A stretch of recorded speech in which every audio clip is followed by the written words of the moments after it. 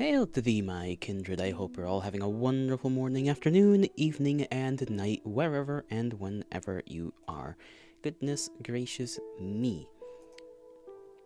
I do not know what is up with my chat today. My little thing, my funny application. Not mine, but you know, mine to use at this moment in time. Should be fun. It should be absolutely normal. I'm still confused by why it says that it is not supported by Twitch when it very well reads what Twitch types out. Or what the Twitch chat types out, but I will just pretend like that is not something that is said. I got not a clue what we're gonna do today. I got a couple of things, actually. Just a few things to talk about here and there, and we might move on to playing a game that I've been kind of wanting to test out if I can run while streaming for a little while now. A couple of days, nothing too crazy. It's rather warm today, rather warm. But also still kind of chilly, if that makes any sense. It's like outside, it's like the weather apps say one thing, and then the sensation you feel from the actual weather is another thing. So I've been lied to by the machines of weather forecasting. They are not to be trusted. Not today, at least not today. The snow is still up and all over the place. Doesn't seem to be disappearing anytime soon, mind you. Unless it's, you know, sunny, in which case it'll then very slowly melt and then cover everything in ice, and then you'll just be slipping and trying not to fall and almost breaking your ass if you do fall. But then again, that's the only way this stuff really goes away. So you can't really blame... Well, I can blame nature, but I will not blame anything else for my inability, my skill issue of walking on ice and breaking my ass on the fucking ground.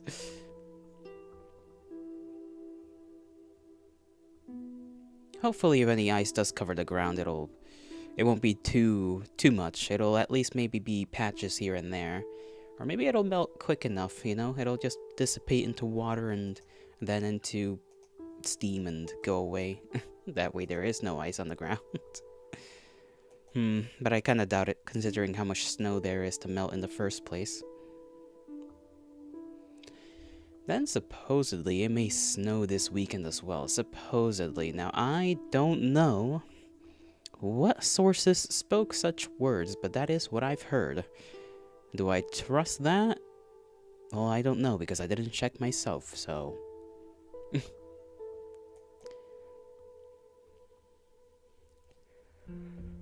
Frankly, it's all ridiculous.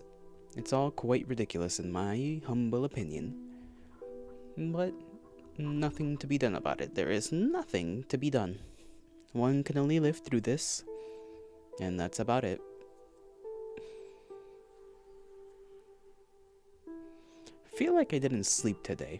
Like, I feel like my rest this morn to noon was spent mostly just laying down with my eyes closed and not actually falling asleep and sleeping, if that makes any amount of sense.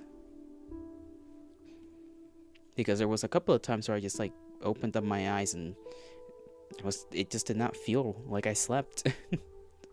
I did it like 3 times where I just opened my eyes and I'm like, what time is it? A couple of hours have passed. Cool. Let me just fall asleep, hopefully. But at the same time, I don't feel unrested, so I don't know. Maybe I did kind of fall asleep and it just wasn't long enough that it felt like sleep. Maybe it was intermittent. Yuki, hello, hello. How do you do? I hope you're feeling better today than you were yesterday. You did say you exist. I know you do. You make that quite known. What is a lepidopterarium? I should have asked you that, but I did not. You want to go up to someone and explode. Well, listen, you are not of a certain region of the world, so you are not allowed to do that. Neither would you be allowed to do that even if you were from certain regions of the world. Cover them in human stain. No, you cannot do that. Well, first and foremost, you're a moth, so it would be moth stains. And then second of all, if you do that, you no longer exist, in which case, I'll be sad. And you don't want Yolly Boy to be sad now, do ya? You don't want El Pescado to pause his spin. If you explode, that's what'll happen. The fish will stop spinning. It is a moth and butterfly warm house place. Ah. Did you actually go and visit the place? How am I? How is my mood? How is my day? The day is going quite fine. I cannot really argue against it. It is not in any way, shape, or form abnormal.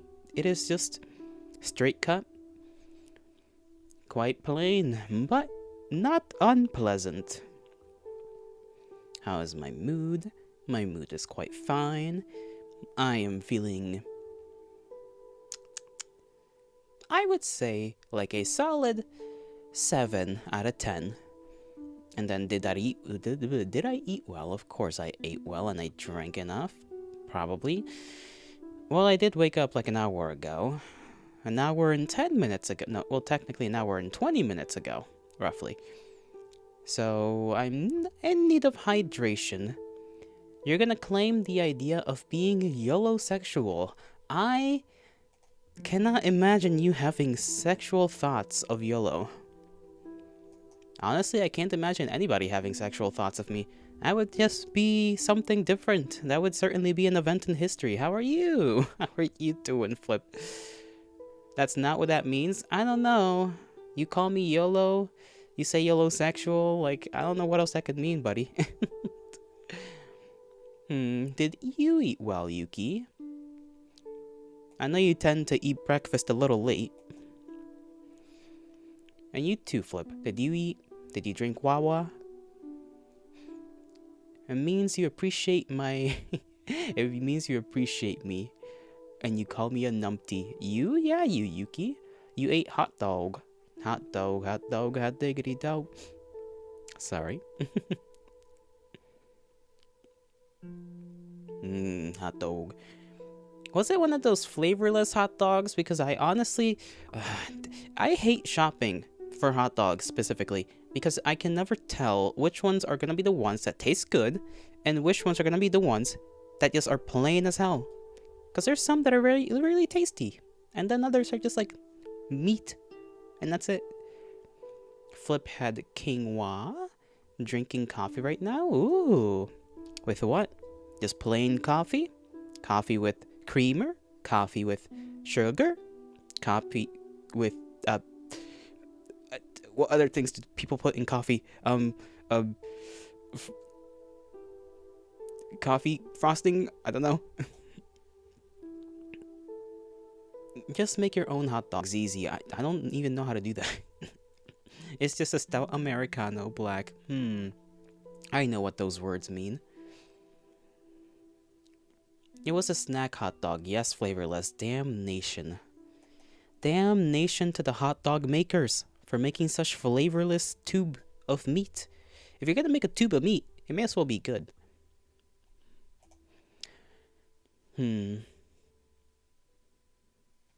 Basically espresso, but a bit of hot water. Huh.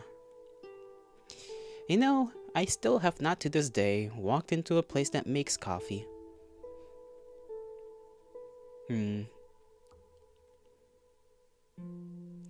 I feel if I do, it would be very expensive. I do not feel like spending $9 to $10 on a single cup of coffee.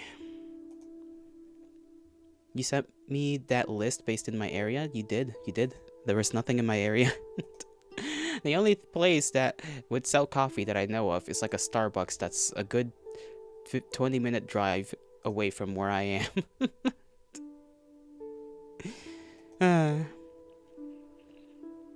That's alright though. I can always go to McDonald's and order one of their little things. I kind of forget that McDonald's does have little coffees that they sell, or coffee as, drinks.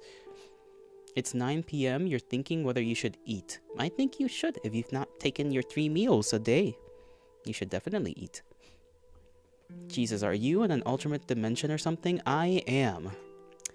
I am in the Golden Fields. That is where I reside. I smell like wheat and bread sometimes, depending on whether there's a fire here or not.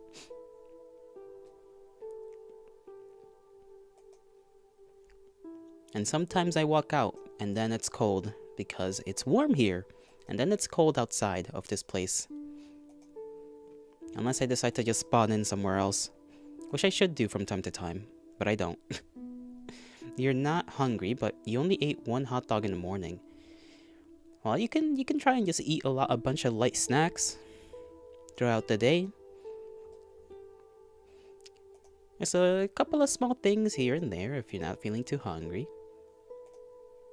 Anything is better than nothing, as they say. Don't know about, forcing yourself to have a whole meal would be a bit much, I think, but, you do what you can. Oh, and one cookie? What kind of cookie? Chocolate? Raisin oatmeal? The stuff with the fake chocolate in it? The white chocolate, which is not really chocolate? And it's more like chocolate residue, I think? I don't really know how white chocolate works. I just know it's not really chocolate. But I do love this stuff. Small, plain, circle, Oreo-sized. So like a sugar cookie. Kinda. Not a big fan of sugar cookies. And me not big fan of sugar cookie. I don't know why. No sugar? So just cookie. A cookie flavored cookie. So it'd be like a chocolate chip cookie, but without the chocolate chip, basically. Just cookie. What an interesting little cookie, I guess. I don't really know what to think about this. I suppose as long as you enjoyed yourself.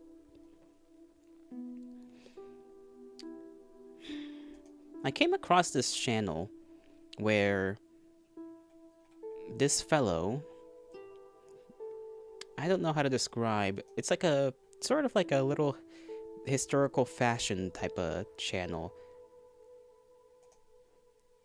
What do you call this kind of style? Let me show you guys real quick, cause I kind of don't know what to call it. But it's an interesting little channel I came across before I even came over here. Let's see. Windows.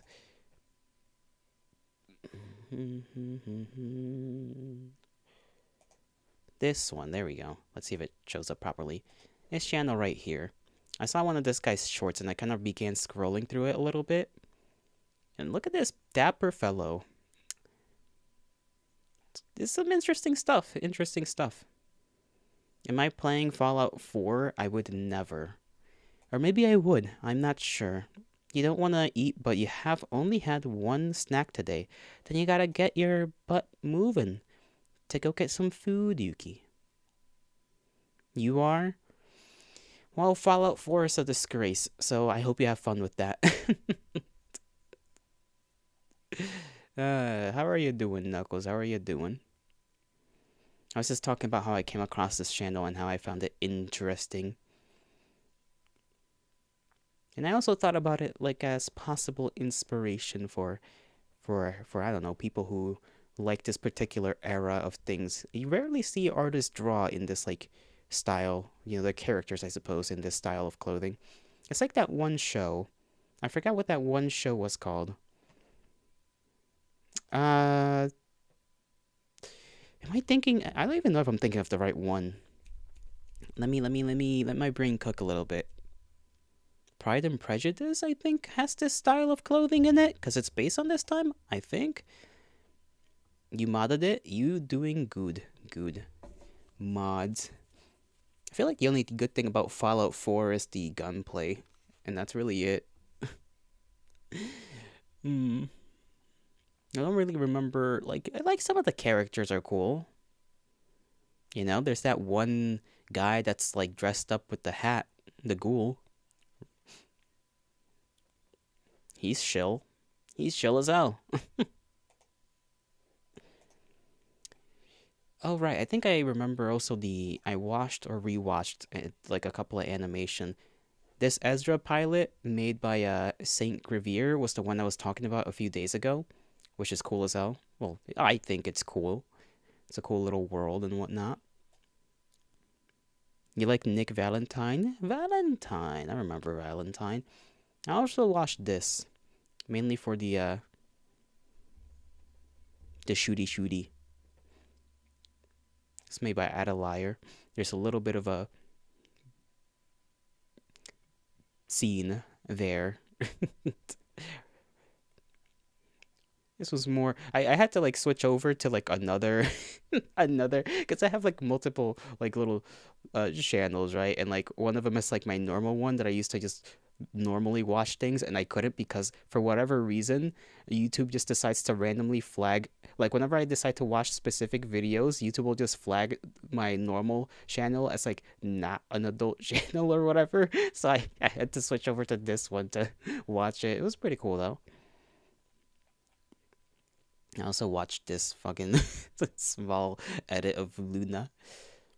I don't know if you guys ever watched Luna. It's the cat that eats the crunchy stuff. Damn, this almost has like 1 million views I just saw. I hope this one reaches similar heights. Well, probably won't get to like 1 million, but it's pretty cool. If you guys like watching, gunfights and whatnot, I'd recommend No Love.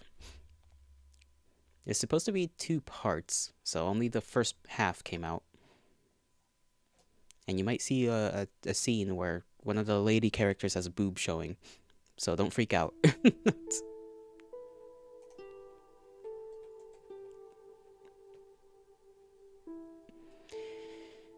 I haven't really decided what I was gonna do today. I may try to play Rivals today, Marble Rivals, because I want to see if I can actually run that while I stream. It's so far like not causing any issues, just having it in the background, but I don't know if like actually getting into a game is gonna explode the computer or if it's just gonna be laggy.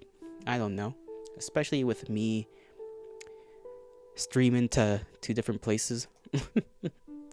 Marble Rivals. We ballin'. Ball Secundus, the home of Sanguinius. Sorry, I'm being a nerd again.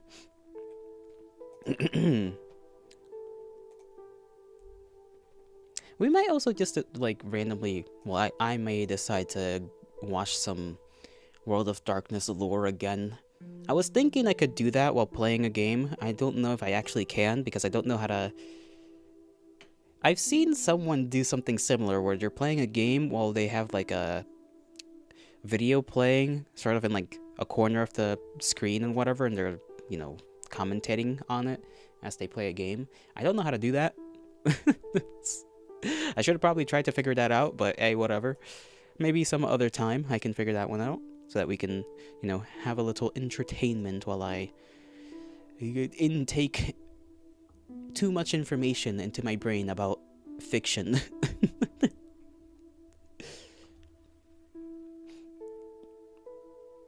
Because I do have to get around to learning about the fucking wizards in World of Darkness and their strange pseudo-corporate. Well, no, I'm pretty sure they're just straight up like technocrats at that point in that world. Weird, funny shit that they decide to do. It makes sense though, you know? Like if you just could shift reality and make technologies, at least some of the factions mess around with magical technologies, would you not also become a technocrat? Of course you would. Makes sense. I'm interested in what role they even play in the world, because, like, obviously World of Darkness is just supposed to be our world, but with a bunch of supernatural shit just hiding in the background. So I don't know how they... I don't know how the wizards, you know, do stuff. I can understand the vampires hiding in society and, you know, the werewolves sort of kind of not hiding in society because they're outside of it, except for the glasswalkers, but that's a different thing. So what the fuck did the wizards do? You know, what did they sell? What technologies are secretly just wizard technologies? I would be convinced.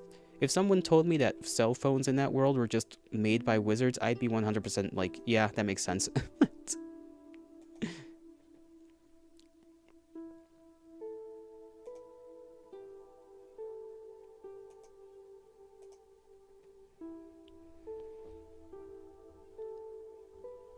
Also, Knuckles, did you see the marketable Michael I have created? You better have. Otherwise, I'll choke you. I'll just choke you out. The what? Marketable Michael. I turned him into a marketable plushie.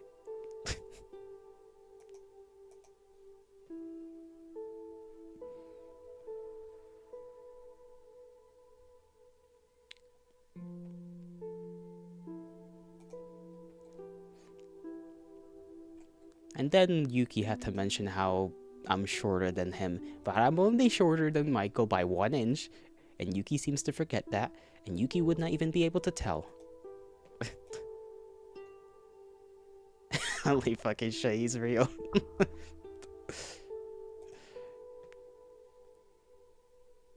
He is indeed. Haha, shorty? Oh, screw you. You say that as if you aren't in the same fucking boat. You and me are both in that same boat. So don't you start talking shit. You love how I did his iconic grumpy face? I did. Because he's always, you always like, 90% of the time you've drawn him, he's always fucking grumpy. Michael is never just chill. You never just draw him being chill. You'll have me know that you're fun-sized. Yeah, you're like a little pack of M&Ms. A whopping 160 centimeter. Trying to make it sound more impressive than it actually is, huh? I'll have you know, most of my viewers are European, so...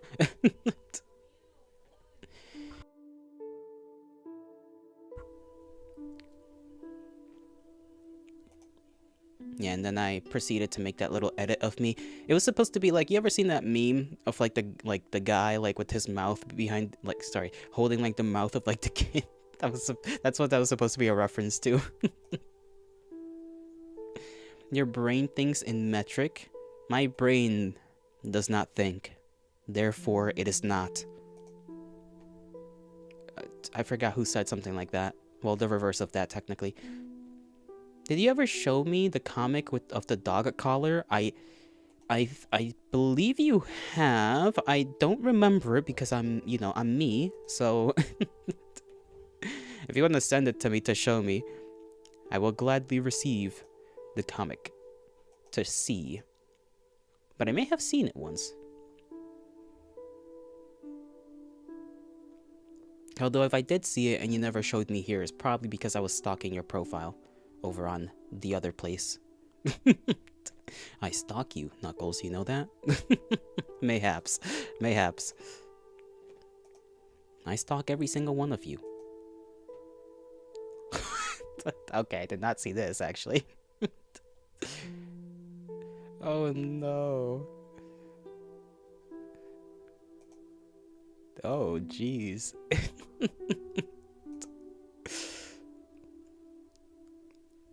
Poor Nimira. Poor Nimira. Forgetting how volatile little Michael can be. I don't blame him, you know? To that capacity, me and Michael are very much the same, you know? We got that small dog anger. Small dog anger issues, you know?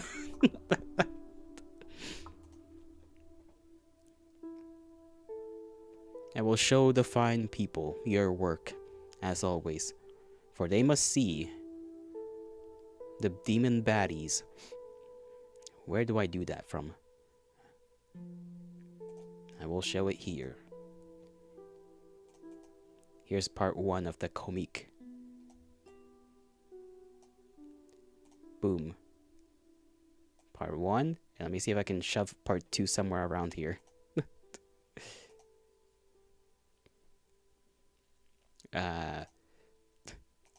Too much screen, not enough screen. And then part 2 is just, I'll just put it next to it. Yeah. Boom. She got no hands anymore. You love how even in part 1 you can see the blood. Oh yeah, you can. I didn't even realize it. You can just, she's not good at hiding things, is she? just ever so slightly. Just a smattering, a tad bit, just a speck, you know, a speck of blood, and then just no hands. You know, I'm sure they'll grow back. I'm sure they'll grow back soon, hopefully. I assume she needs hands, so rather sooner than later, right?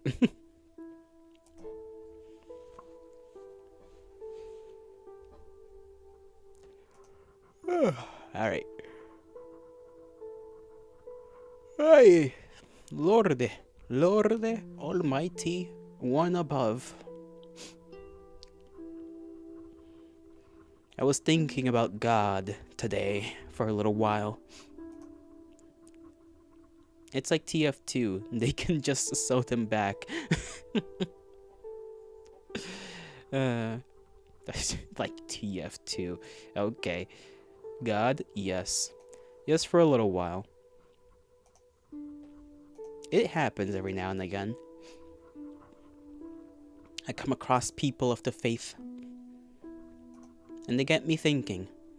Believe it or not, when I was a youngster, I too was one of the faith.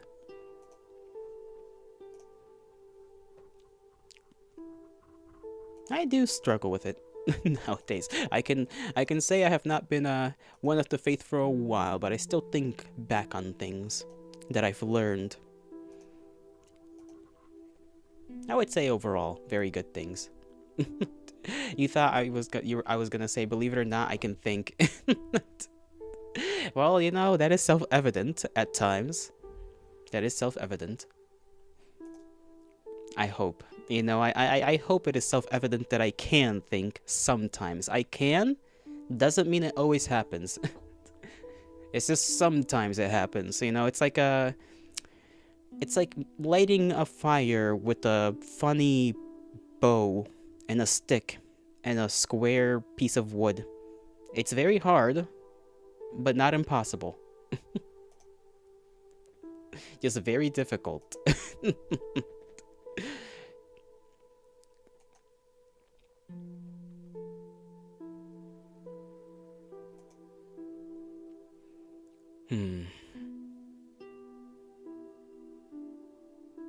Fire.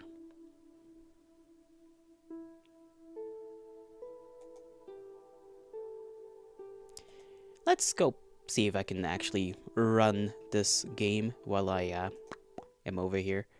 Oh, let's kind of forgot about that. Window. I remember that I can't really show it on Windows. I have to go to, if I remember correctly, display. There we go. Let me also, actually, let me just switch things over on purple place first before I actually play the game. Watch me get new people out of nowhere, and they're gonna be like, "Hey," and I'm gonna be like, "Oh." I might have to run it hella low. Yeah, we'll see. We'll see. Game capture would be better, yeah. I mean, I tried using game capture, it just wouldn't pop up on game capture. I'm pretty sure.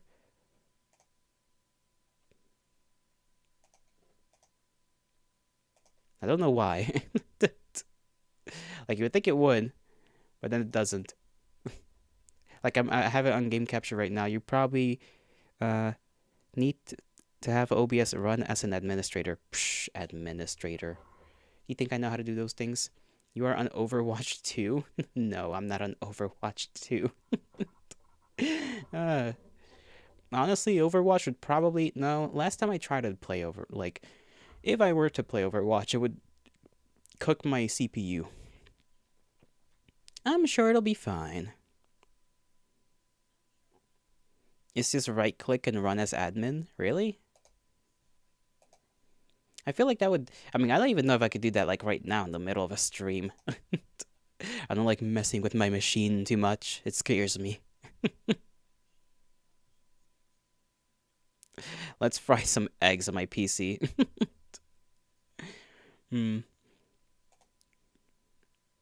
We'll see. We'll see. We'll see if it functions.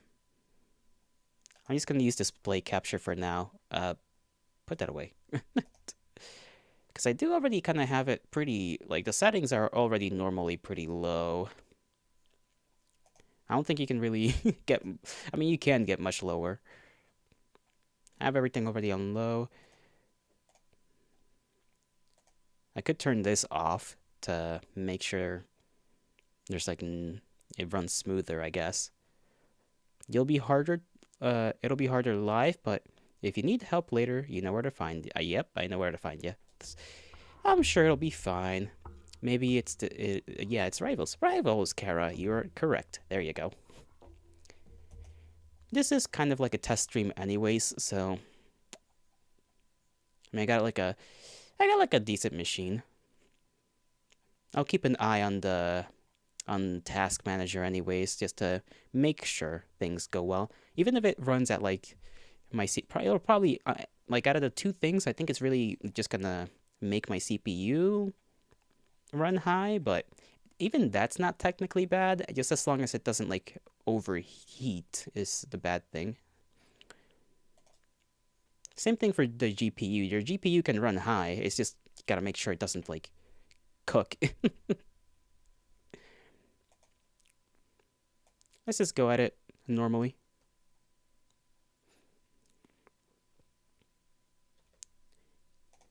I also need to turn up the volume, don't I? I kind of have the volume on low. You'll need a top-notch team to win this one. I gotta do this. I gotta hurry up. Who do I even want to play?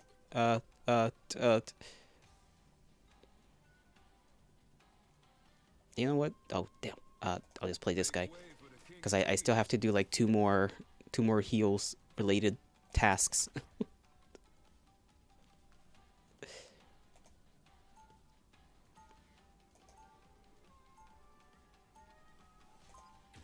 Let me turn up the volume. I don't even know if you guys can hear the game.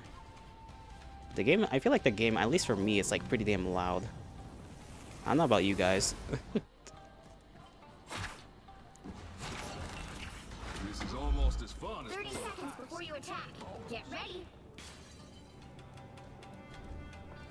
Did I ever tell you that I read Light the incense and recite the canticles of uninterrupted possessing, that the machine spirit shall comply. Yeah, they were my grandpa's. All right, He thought you were frickin' the bee's tech knees. priest.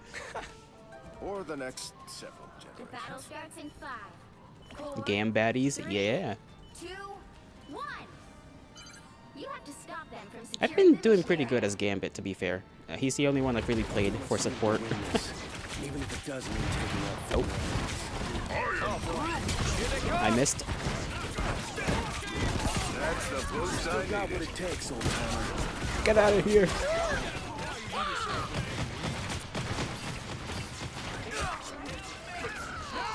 The only thing I'm not really good at is keeping myself from dying. That's the only thing I'm not really good at. He's so fine. I bet he is. I don't know why I did that.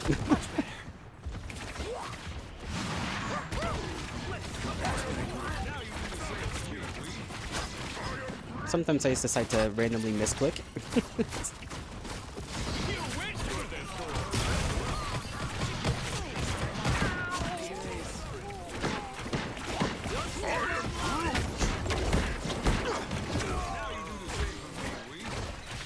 That's the boost I needed.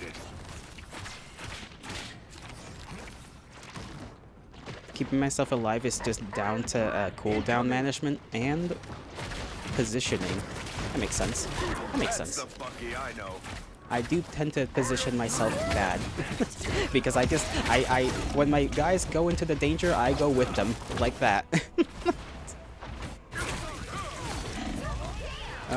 Okay, dealing, yeah.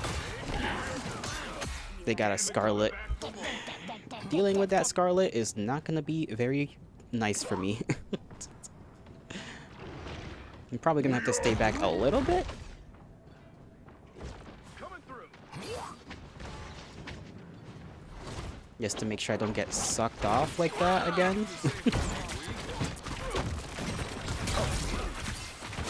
That's the boost I needed.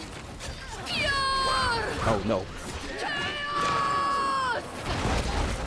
Well, there goes my team.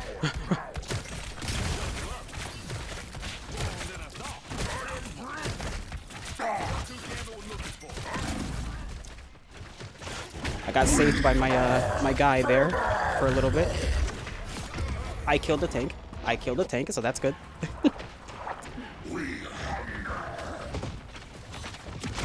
See, things are running pretty smooth. Ain't nobody stealing Gambit's chance to win. All right.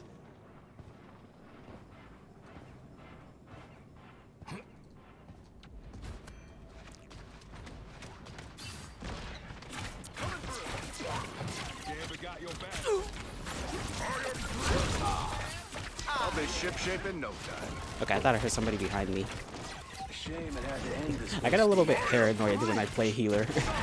I just have to look behind me every now and again.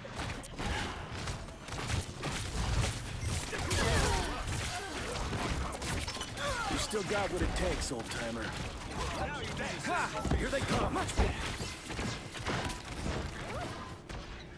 have a Gambit. Your only healing resources is your right click and your double E. Yeah. That's what I needed. Oh.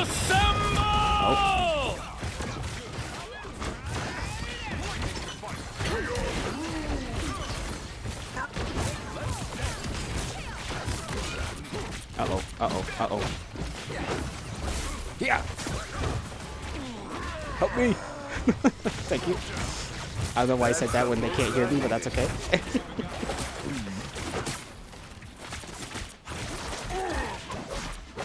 I am ready to You'll put usually on a see show. people not spam the card abilities as much as beat me because... Nope. I can't. I'm like trying to read in the middle of fighting for my life. I do spam them a bit much. That's the stuff. Help the little guy, because the little guy kept me alive, and I need to keep him alive. You still got what it takes, old timer.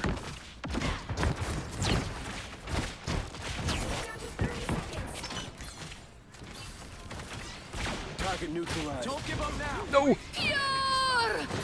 Scary woman. Oh, I try to get her. Behold the god of thunder! Oh. You get an innate healing boost when using E1s. Oh.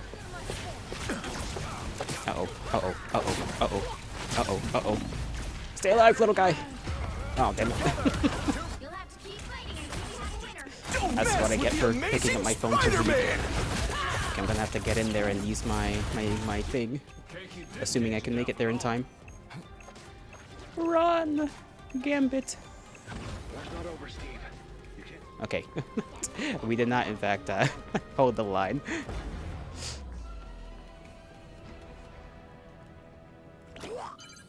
You need to stop that vehicle in its tracks. Oh, they do not look happy.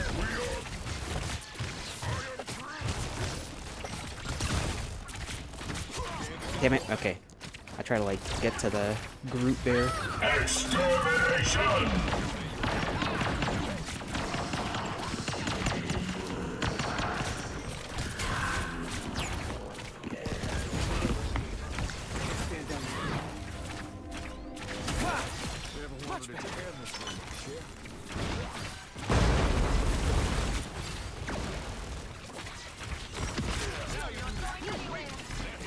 Okay.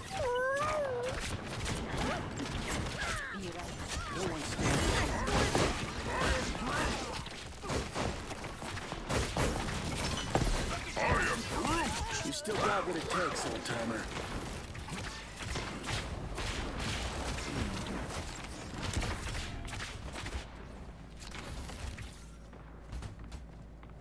Incoming. Yeah, there's one up there.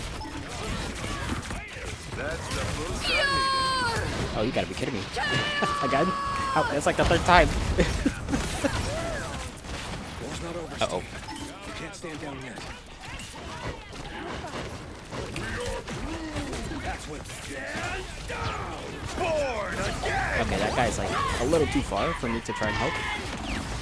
No, this is bad. This is bad. Yep. Bad positioning. I try to get myself in cover. Instinctually went to the building that has a big ass window for some reason. Made it happen! Stop them! Kneel, peasants! Only 60 seconds left. Uh-oh.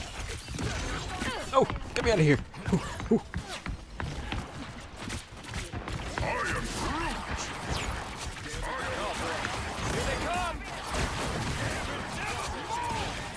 I feel like me again.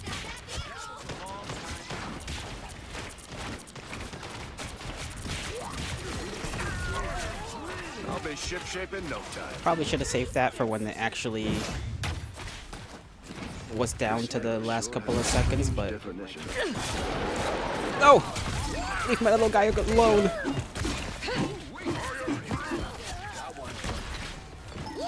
Little guy is safe. Yippee.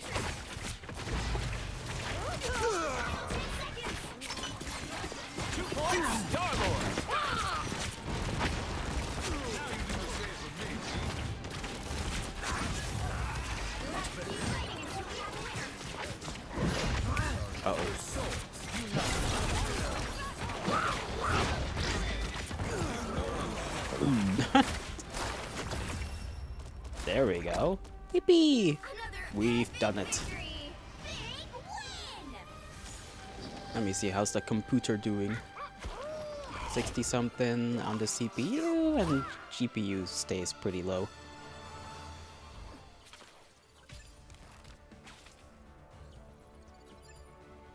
See, we didn't do too shabby. Was the volume alright for the game though, or do you guys need me to turn it up higher?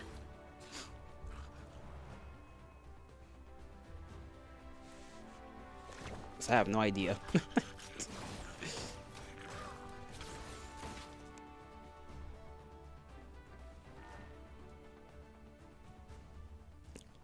Level 21. Funny number. Still need to get so much healing done. Like 2 more times. I don't know why. I just want to collect as many of the purple coins as possible.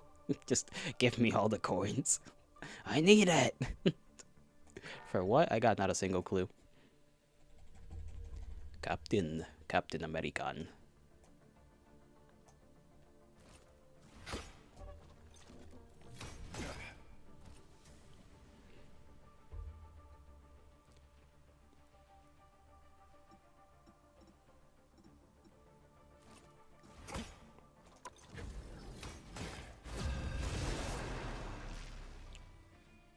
You're probably just gonna see me play healer most of the time here.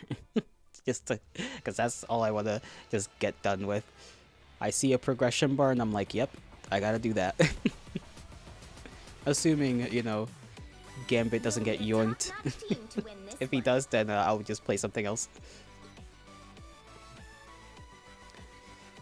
I should probably also learn how to use other healers.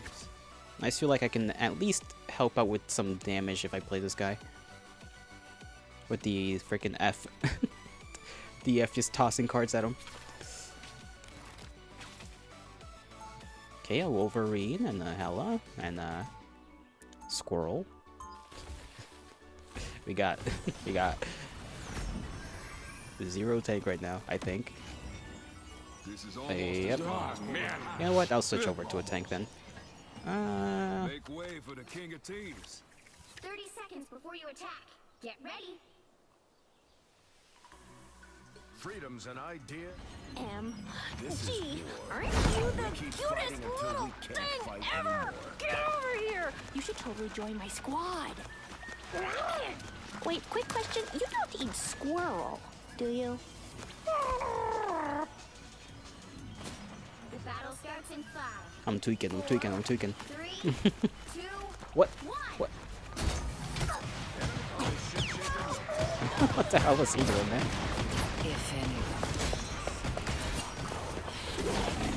Okay. They got some hands. We did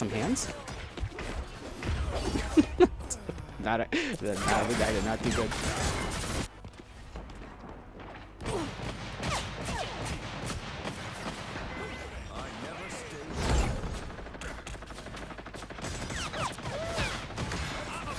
What was that? I tossed that at nothing.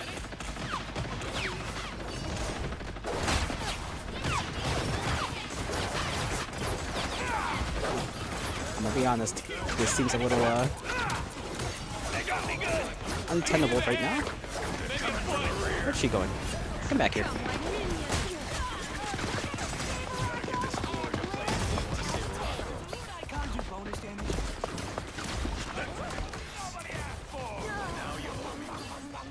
There we go. Oh, I missed. He just fell. That's unfortunate. Oh, golly.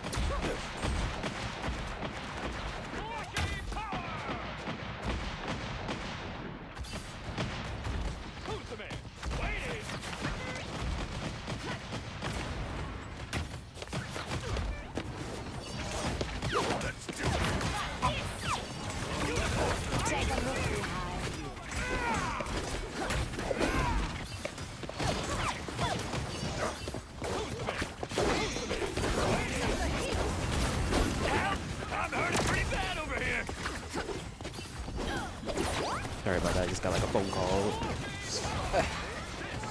Let's kick some shiny android ass. Gambit never falls. Okay, yep. She disappeared.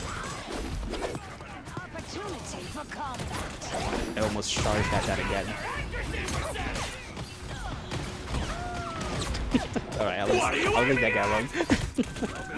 Everyone else is fair game though. Little shark man. Someone's in my head. Yeah, just go higher I once again tossed my shield at nothing. Come here.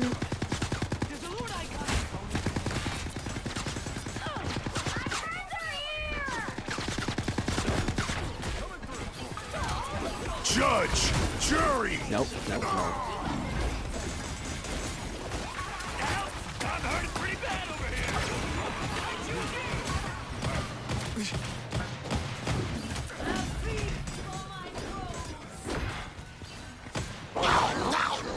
Uh-oh.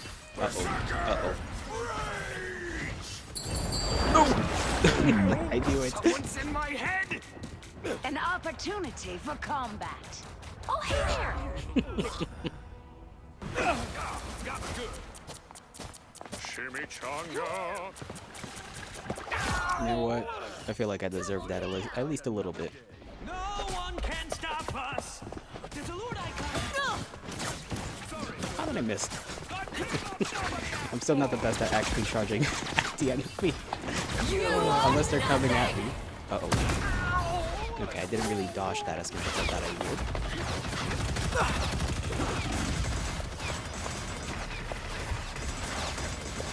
My gameplay today is subpar.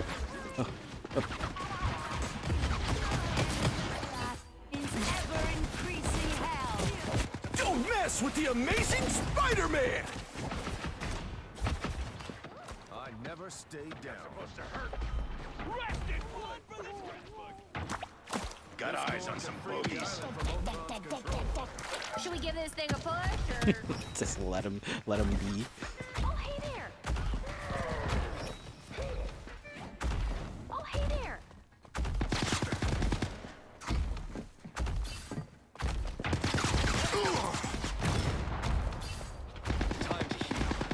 Uh-oh. Oh, well, I couldn't save him in time. Need some ranged firepower.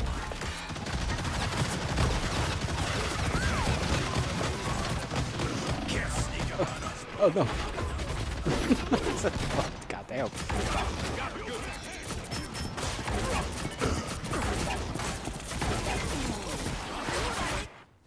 fat lady isn't sane yet. Get that vehicle moving again! Hey-ya! Hey-ya! Damn it, never fall! I can use a hand, and maybe a foot. My heels. I got healers around. Ah, damn it. I was so close. Thanks for the boost. Hope I make the cut. All right, don't rush in. Try adamantium bullets next time. I choose you.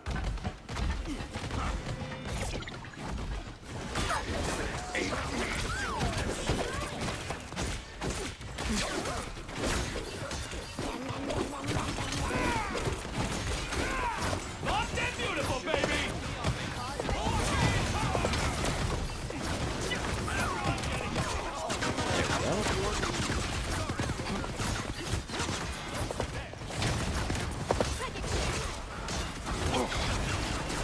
Don't mess with the amazing Spider-Man!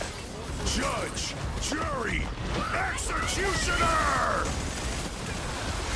Oh, no. Okay, I thought the shark was gonna take me away. What? Okay. If I didn't miss like 2 of those punches, he would have been dead. Wow, 4 in a row! I never stay down.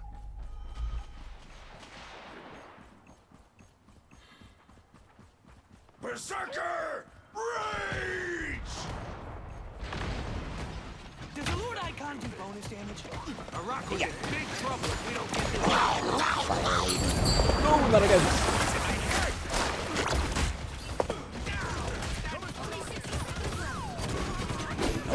Now Deadpool's here. Damn it, never He's like lighting up my ass. No good. Guess who does it?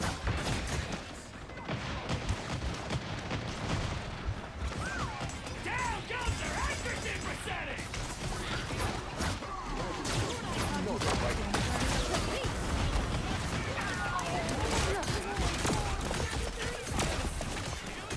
Can't keep up? How about an assist? Come here, come here, come here. Come here, come here, come here. No, no, damn it. Ah, damnation. I keep forgetting that other people know where the health things are better than I do. And they just run at it.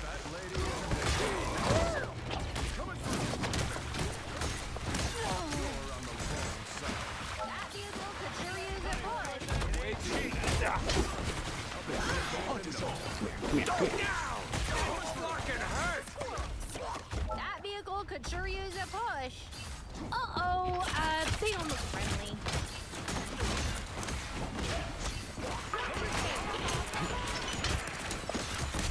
What would you say?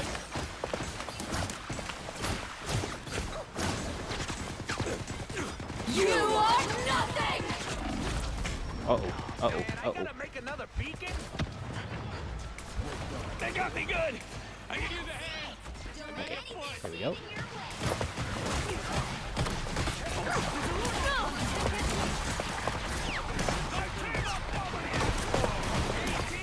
Distraction, distraction. Take this.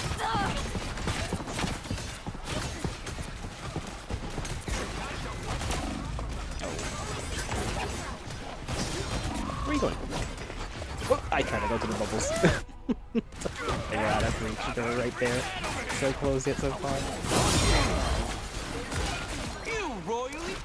I was born ready. Lady isn't singing yet. Looks like we've got ourselves a party. Alright. Boom! No skill shot!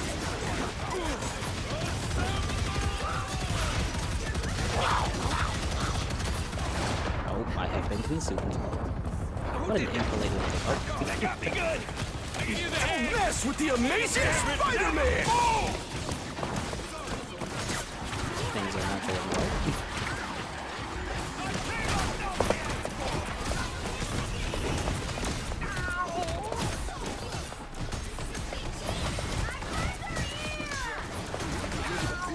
Judge, jury, Not this again. executioner. Where's she going? I'm a problem your gun can't solve. Frank. There we go. Half of that was just me trying to chase someone down.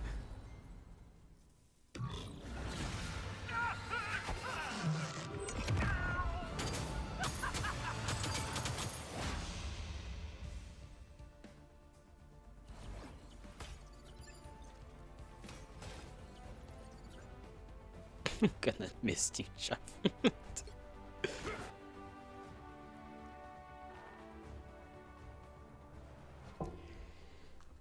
Ay, ay, ay. A little stretch. One way, stretch out in the other. Ow, I hurt a muscle somehow. Ow. Why is it just a random one, too? Not even one that makes sense.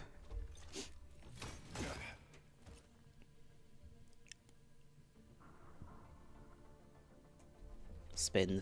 I'm like so disappointed I can't spin my guy like crazy. I want to just spin him at like Mach 10, but I cannot. This is the top speed. This is it. Just wanna check up on a few things before I continue.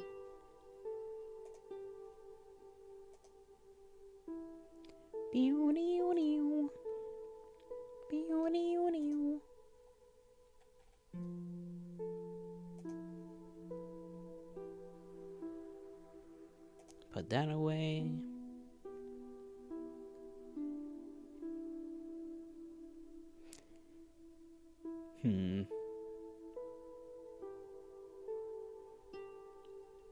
Actually, let me use the restroom. I'll be back in a bit.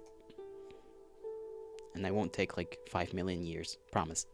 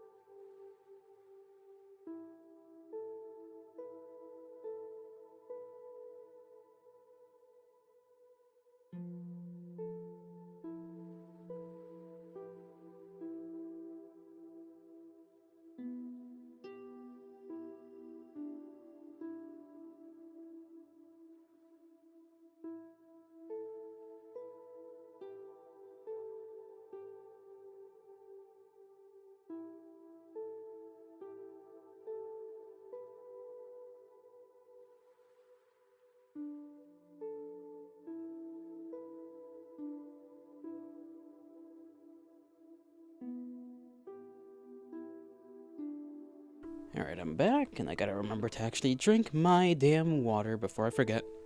Because I do that too many times. I'll just have my water and then be surprised when it's, like, cold.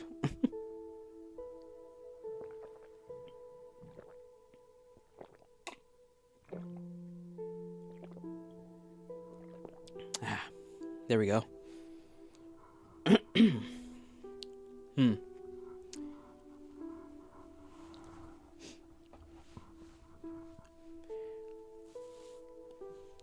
know, I don't know how much water I drink a day. I kind of forget. Because I know you're technically supposed to drink a certain amount a day, but I'm too lazy to, you know, count how many times I've drank in anything. Plus, how am I supposed to remember, you know?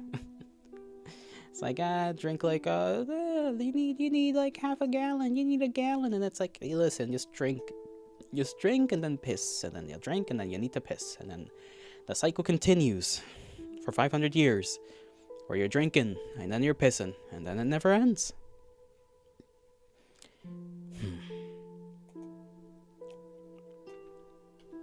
Back to it, I suppose.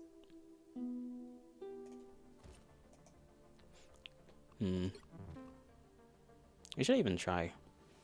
Every time I play Human Torch, I just suck ass. I suck with Human Torch. Mostly because I just can't land the normal shots for my life.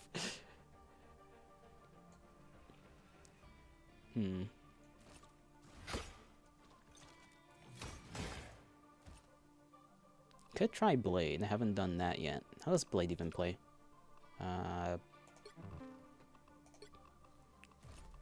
Let me go into the practice, I think it is. Yeah.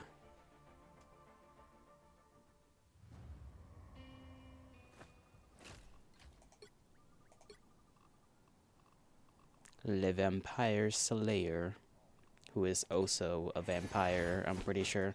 I don't remember Blade lore very well. My whole life, all I've known is the hunt. Here they come. Alright. Taste cold steel. So his charge is kinda like a sword thrust. And he's got that. He's got this, which is a block. Don't know how much that blocks, but it's a thing. I was born ready. Next time, put up a fight. Double KO! Taste cold steel. Oh. Okay, so that goes into a spin. That's 3! So could you go into a spin and then another spin just automatically? Taste cold steel. Nope, I gotta wait for the the dash to actually exist. Okay, I keep clicking a little too early on that. I keep anticipating it instead of just letting it happen. Okay, so yeah. You can kind of go into a double spin.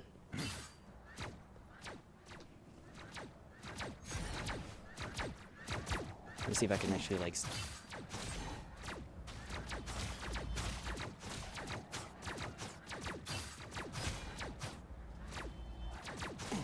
I'm just trying to test out this thing.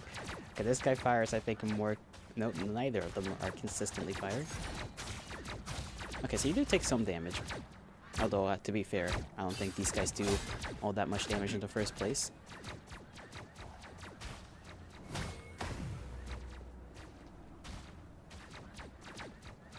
It's good to know that you do take some. And then... 1,000 gods! Foolishness. Double KO! Uh-huh. Alright, alright. Look, our next victims.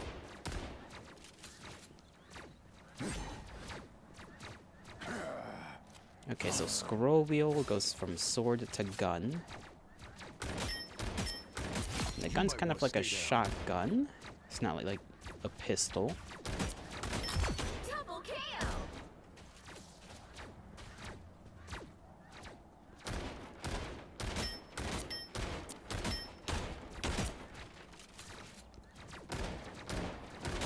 That was too easy. I don't think it's a hit scan. I I can't tell really, actually. Let me wait for that guy to spawn again. No, I think it probably is. If it's not, I can barely tell by the speed. No, I think it's a projectile. Pretty sure. At least it kind of feels like it. Could just be me being a little dumb. Boom, one shot. Snack time already? Was that it? Really?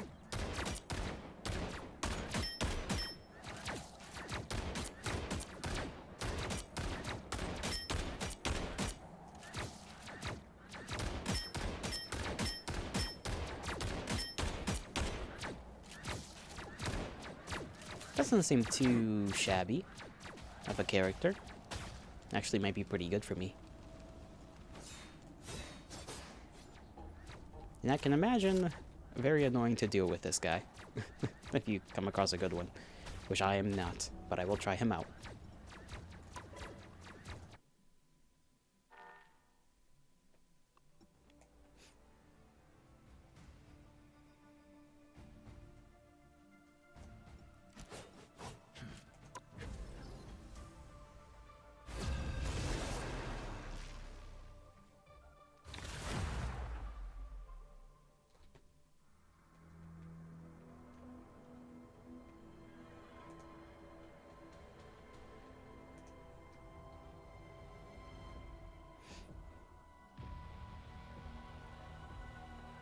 Pick your hero.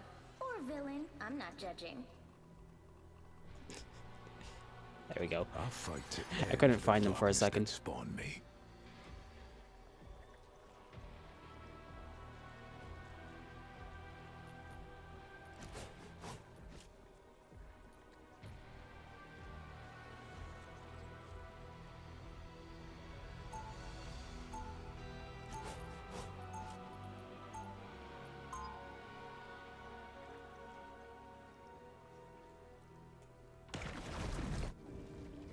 No one's coming back from the grave on my watch. Reload this pretty 30 quick seconds too. before you attack. Get ready. Pretty quick. Short. One sorcerer to another. What's the source of your power? I am no sorcerer. I am a goddess. I'd still like to know. And you will. One day when you enter my realm. The battle starts in 5. I just realized this guy's name is Cigarette Milk. 2, Oh no.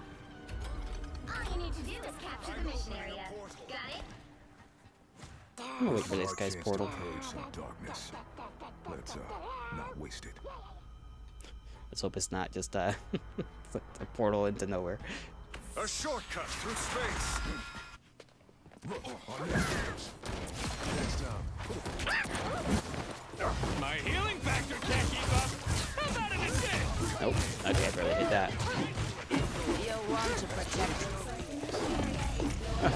There's no heals.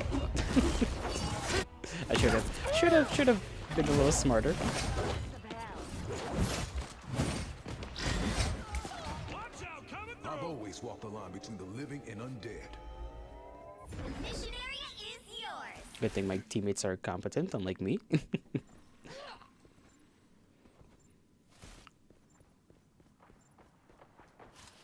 I'll try to stick to shooting him for a little while.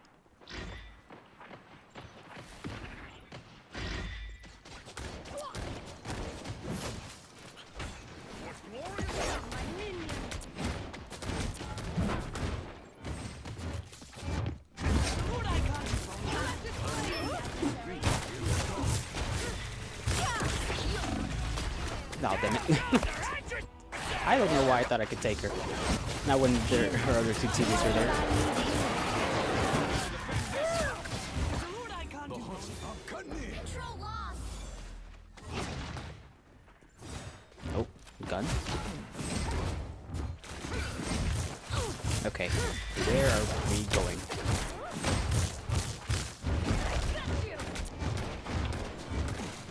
Damn it. That little shark is.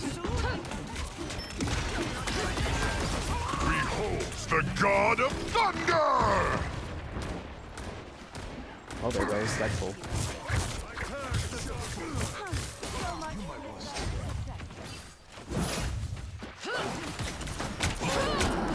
Oh, little guy. I couldn't protect him. I feel so bad.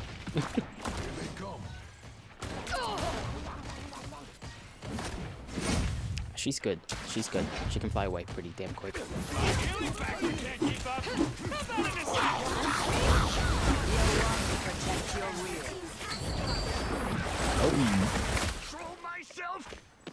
Well, I don't know where they went.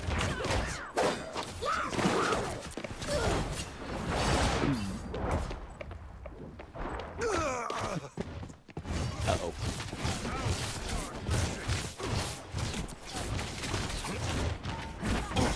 Blade is Ow. Okay. Hey, I did a thing. Uh-oh. Uh-oh. I'm scared. I'm scared.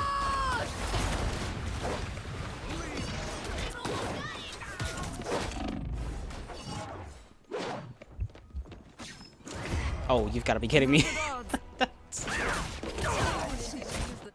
Enemy ahead of us.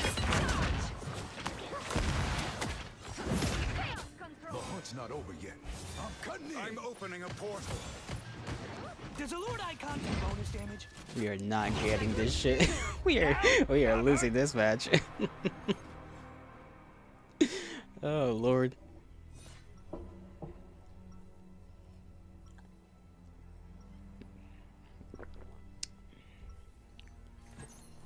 Spilling blood to save the world. I love my job. The hell does this have to do with like anything?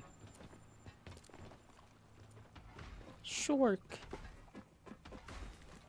30 seconds before you attack. Get ready. What are you gonna do, little fella? Kill him with cuteness? Never mind. Those fangs of yours will make Dracula himself jealous. Alright, hopefully I can do a little better this time around. The battle starts in 5, 4, 3, 2, 1.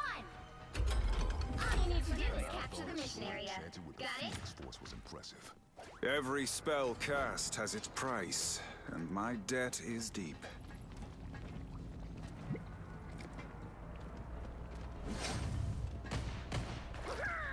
Our enemies are near.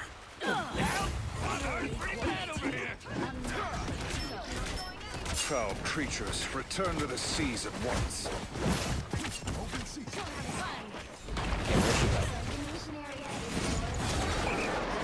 Damn it. He's running away. He's getting my ass. He's getting my ass. Oh, damn it. I don't even know how many more just ended up behind me, out of all places.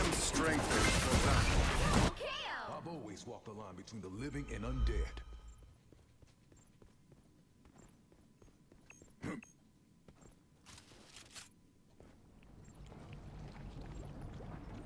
Boom, one shot.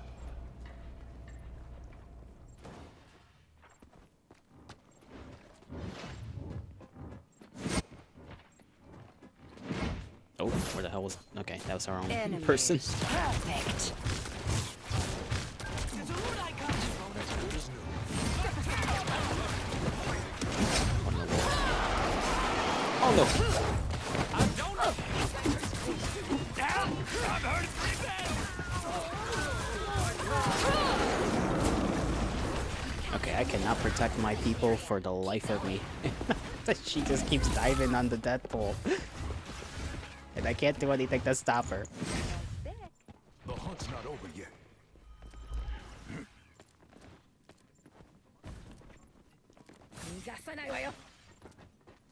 I'm cutting in. Got me good.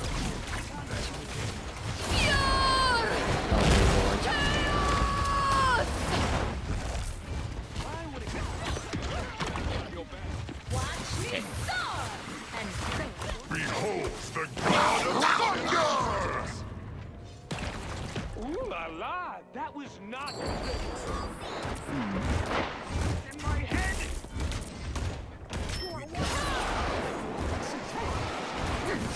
Oh, damn it.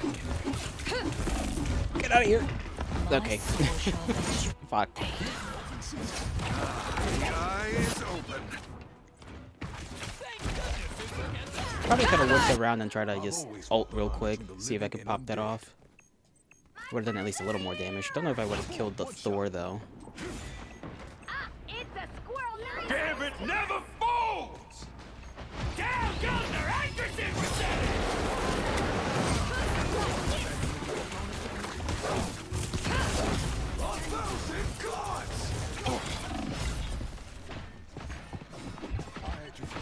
Bro, are you serious? Oh my god. Oh, I am bad at this fucking guy. I've always walked on a taste cold steel. It's just switching. I can't like, I get too like one-track minded, and I forget to switch my weapon in the middle of that. Their team's capture progress has passed the halfway point.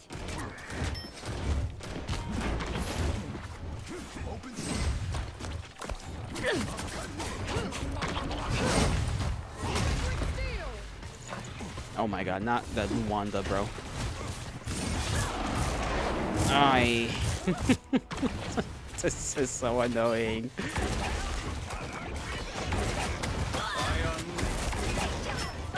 Takes a lot more than that to put me down.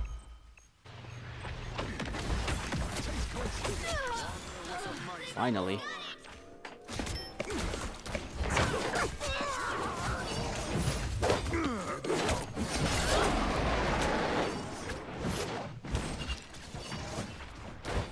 Oh, how's she even?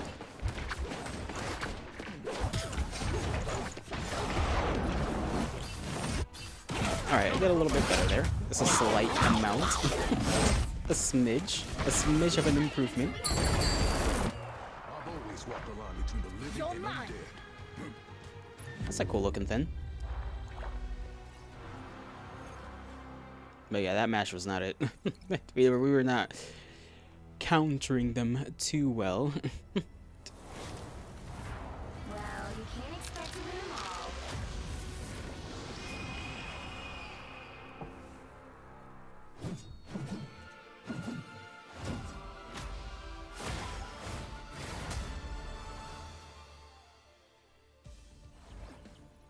And we'll try again. I will get better. One way or another.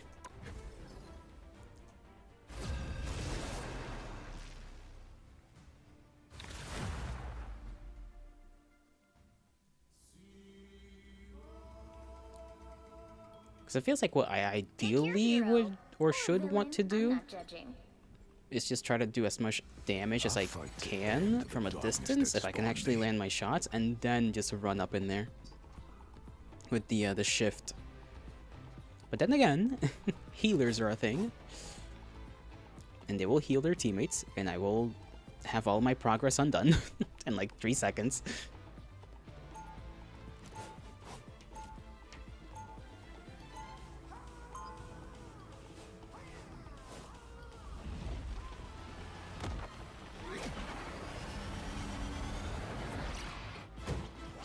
Day and night. No monster's been the best of me. 30 seconds before you attack. Get ready. Bet you've got a vibranium fortune stockpiled in that space I'll be palace back in of action yours, soon. no? Indeed. But even that is not as precious as a single leaf of the heart-shaped herb. Must be some plant. Wouldn't mind laying my eyes, or maybe my hands on Battle some. starts in 5, Fair warning, 4, Monsieur Lebeau. 3, 2, Wakanda does not tolerate 1. thieves. All you need to do is capture the mission area. Got it? Looks like there are worse things up tonight than vampires.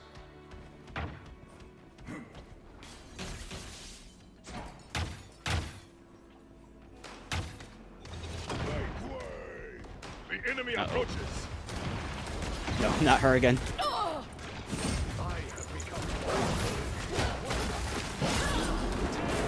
Damn it, I can't land my shots. Oh, Wanda again. Oh, Lord. I'm afraid. know what? Okay. I was gonna say I almost had her, but I only had her slightly below half health, so I didn't really almost had her. The hunt's not over yet. Maybe if I landed my shots, I would. Ay, ay, ay.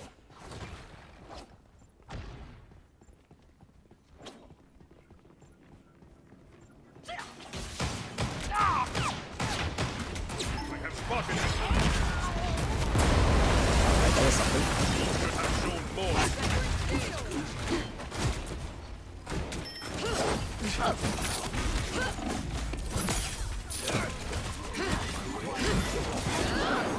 Oh, you gotta take it away. God damn it. It happens every fucking time.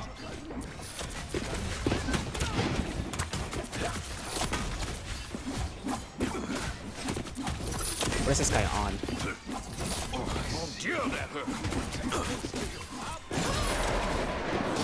I'm trying to stay here so that they can't take the health, but he just took the health. God damn it.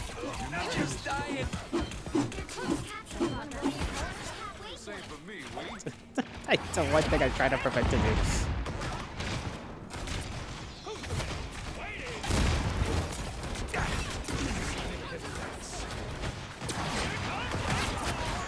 Boom! No skill shot!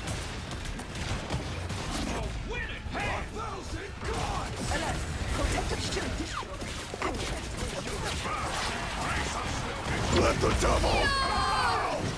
Uh-oh. I'm afraid.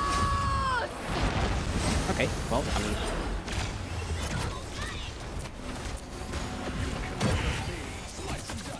There we go. Okay, I did something. Heaven!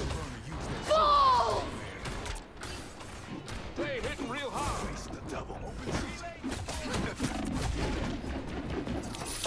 Should have probably gone for some health. I don't know why I tried to take that fight. Hey, team! Hey.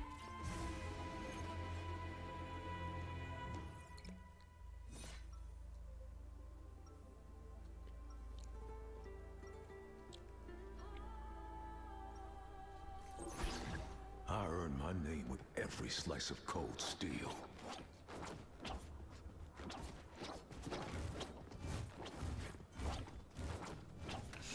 30 seconds before you attack. Get ready. Like, it feels like this project... Like, I know I'm missing a lot, but it does kind of feel like it moves slower than it looks. If that makes sense. You keep your eyes on the foes. I'll keep mine on the prize.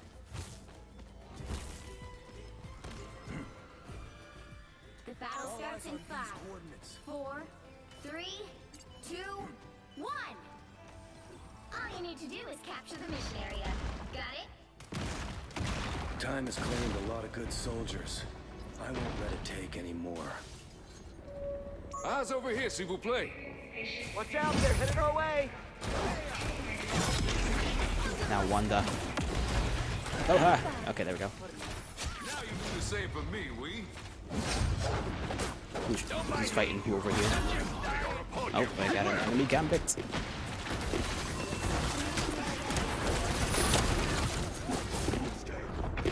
They hitting real Nope, hard. nope, nope. You stay away from him. Nope, I fell. Okay, I think I got him. Somebody did.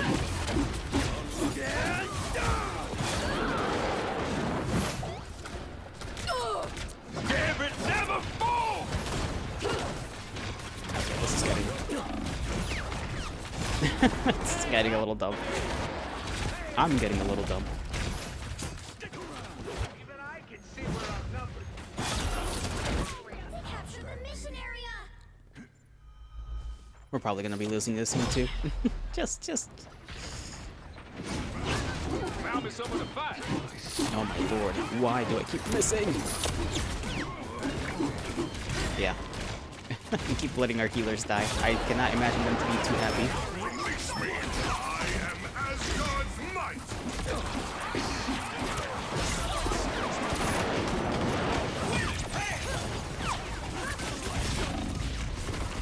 Well,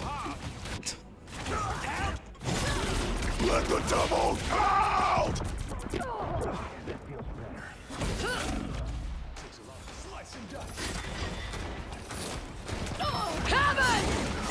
What in the actual hell? You know what? Do that. Sure. Boom! No skill shot! Did that do anything? Probably not.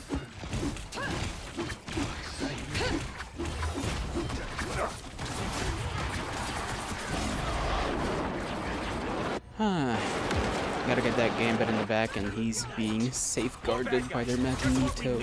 So it's a little difficult to do anything about him.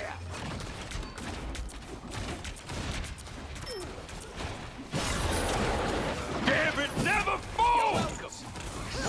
You know what? I'm just gonna go. I'm just gonna, yeah.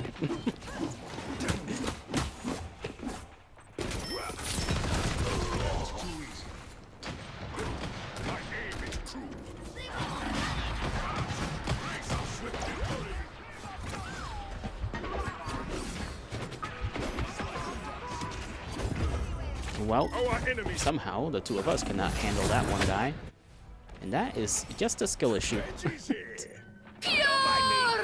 just dying. The hunt's not cutting in. You'll have to keep fighting until we have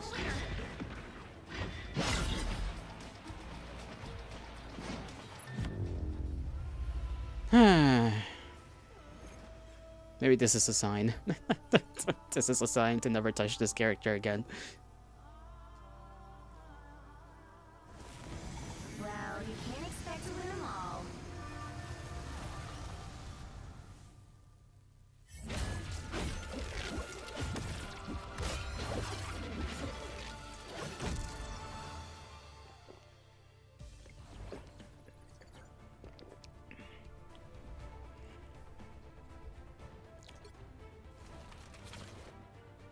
I don't know why I keep pressing back when I can just place the freaking click on continue to the next match or whatever.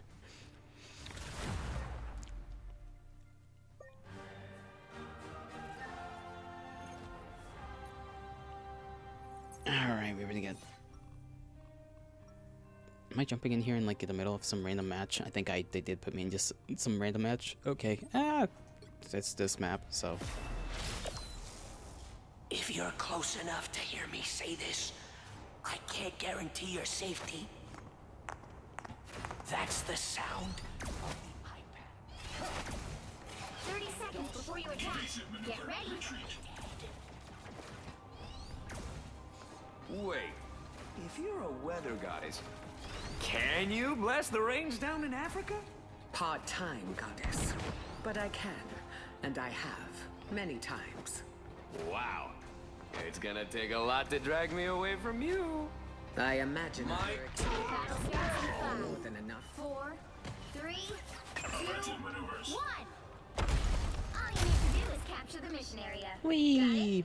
We're just gonna play the easy class, the easy character. I need a win to lift my spirits. Hey, look, it's me.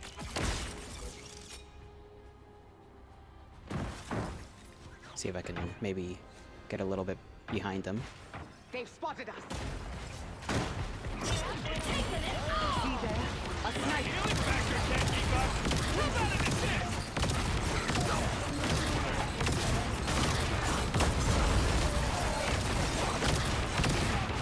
Damn.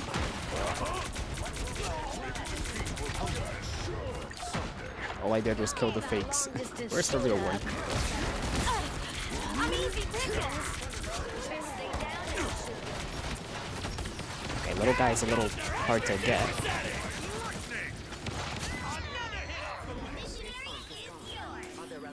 Who's trying to do a little shooty back here? Mission area captured. That's not allowed. That's a good thing, right? Okay, I don't see anybody. They just disappeared. Does the Lord Icon do bonus damage?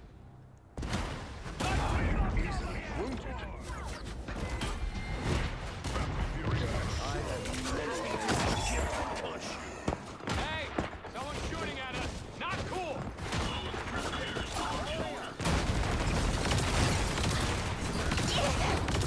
Oh, damn it. I knew it. So, fuck. Okay, I did not get got by who I thought I was gonna get killed by, but, you know. Keep up. Hold on to this shit! I'm gonna find whoever put me out last time. We have it, and we have to keep it. Does the Lord Icon... Hurry up! I am Asgard's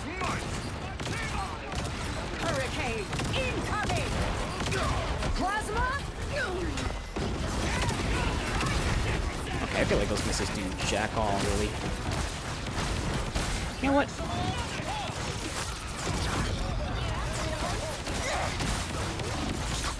Wow, I did not get a single person with that, did I? Behold the god of... Today is just not a good day for me. I am like just fumbling. Fumbling everything. Listen, I usually do better than this, okay? Usually.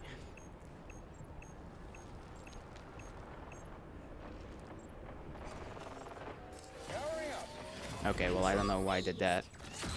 Just gonna shoot through there.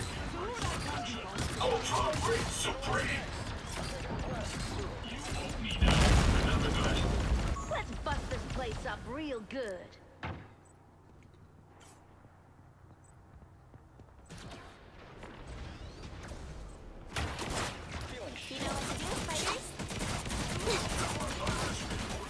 I better do business. I could have done that far more efficiently still. Down! I'm hurting pretty bad over here!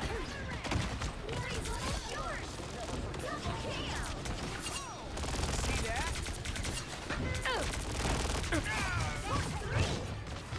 Adversaries gathered. Awaken the Ranger. Far more efficiently I was kept alive by that Thor, and I am very thankful.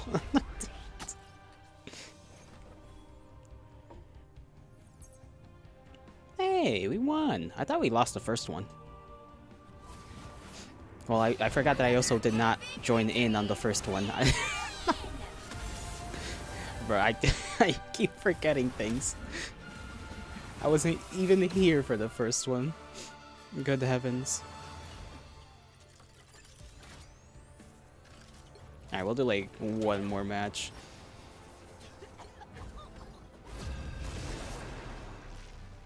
And then I'll try to find something to watch.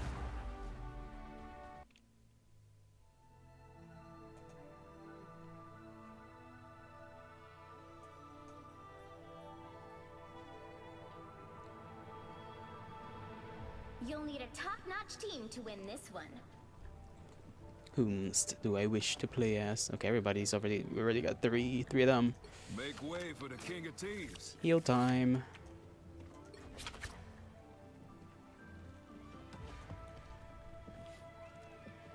I can't tell if his boots are just like made out of metal. If so, those have got to be some uncomfortable ass boots.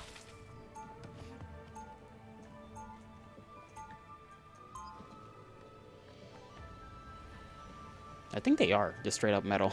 Just metal boots, Ain't heavy. looking for a fight, but ain't backing down from one neither. Blue sword. Well, more 30 like seconds before you purple attack. sword. Get ready.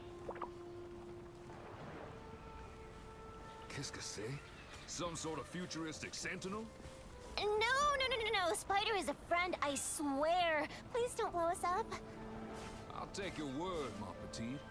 But if your robot goes bad, it goes boom. Complete? Yep, we hear you, Gambit. The battle starts in 5, 4, 3, 2, 1. All you need to do is capture the mission area. Got it? Meow. Forgive me for what I am about to do.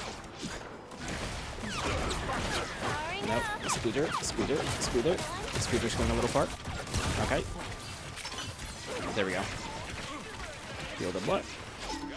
Mention that guy. Uh-oh. Help me! I'm being assailed. Oh, I have been assailed successfully. You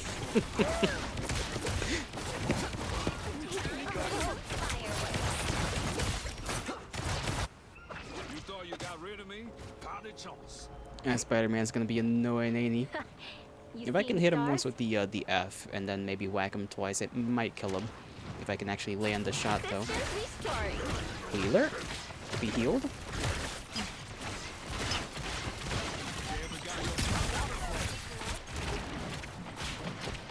I'm so tempted to go after him, but I remember I have a job to do here. Which is to keep people alive. Just in time. Thanks. Another hit for Luna Snow. There they are. Uh-oh. Ah, damn it, I almost had him. Or at least I was about to shoot him in the face with that.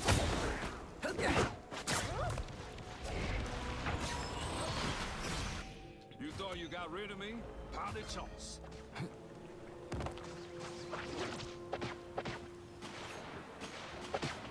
I put you on ice. Back to my old self. Just make sure everybody's healed up. There we Never go. thought I'd get that payout.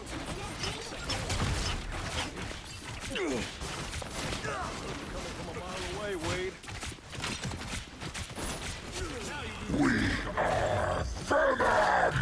That person's dead as hell. You've been sentenced to public humiliation. Ah, bon. An extra layer of armor. I'm counting on you, friends. Ah, I don't think I hit him with that. Devil's Reign! You couldn't be saved. Let's see if I can get to that guy. You just showed up. Keep him alive. That I couldn't even go over the rock. You lost. Back to my old self. Keep going. Let's focus on getting the Book of the Iron Fist to Showdown. Healed at last. All right, they don't like me. That much I can tell. Powering up.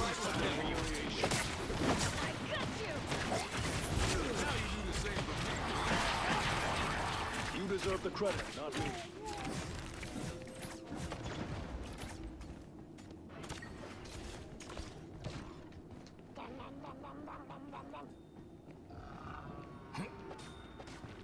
Almost there. Don't turn back now. Thank you. Gear up, little one. Oh god. Let's focus on getting the Book of the Iron Fist to Showdown. You know what? Get that guy. Uh-oh. Uh-oh. Systems restoring. We'll reach the checkpoint. Keep up the momentum. Okay, they good back here? They are. Healed at last. That one hurts. I was in trouble. Not another Wanda. Anything but a Wanda. Don't mess with the amazing Spider-Man!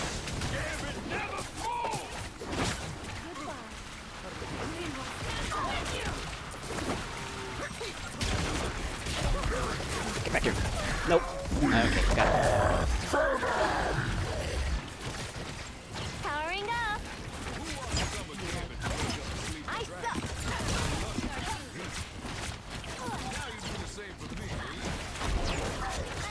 Lullabies. Thanks so much. And that guy can get like a lot of shield, huh? It's like every time he's almost close to dying. No! Other person.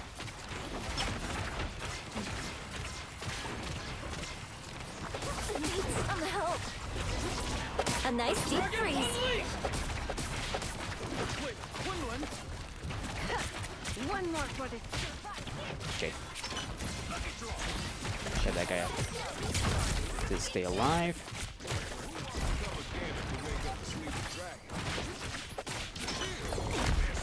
I did not mean to press the button. I meant to reload, but Thanks so much. I am ready to put on a show.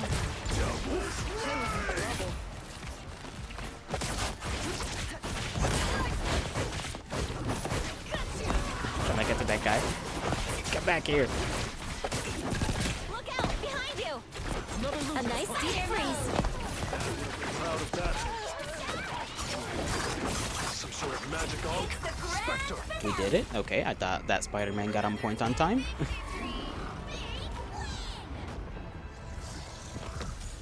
Yippee! Wasn't expecting that. That went pretty smoothly. You know? Died like how many times? Only 2 times. Okay, I died less than I thought I did. It felt like I died more than twice, but maybe that's just me losing it.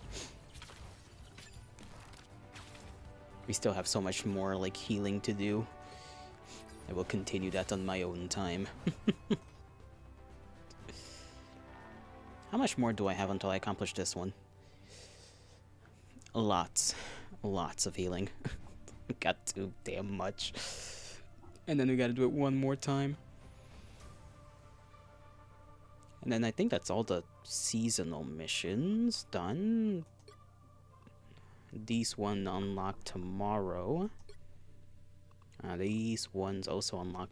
Well, I guess that is the challenges, isn't it?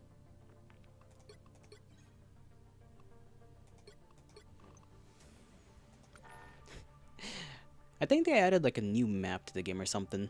Because there was like an update yesterday. And that update added like almost like, I think like 4 gigabytes of stuff that it took, and I only now have like 1 point something gigabytes left, so all it's gonna take is like one more update, and then I'm not gonna be able to play this game anymore. I don't understand why that update was so big.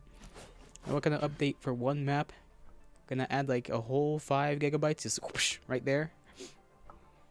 Ay ay ay.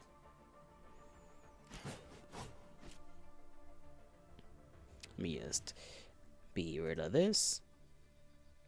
Bring us here for like a little bit.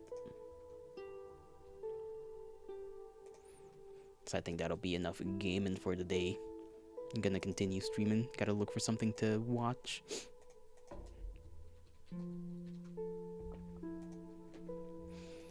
I don't know if I should get like a couple of fruits or something.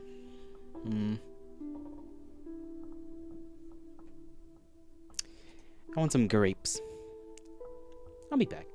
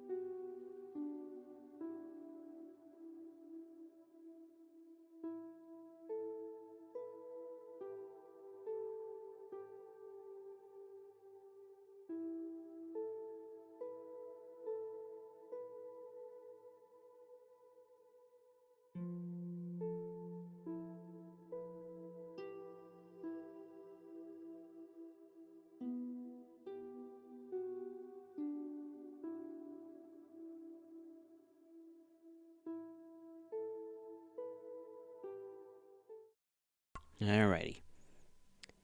Let me just look for a video here. What the hell is this cooking? What the fuck? Not sink soup. That sounds gross. just came across some nasty stuff. Nasty. Nasty, nasty, nasty. Okay, let's see. Playlists.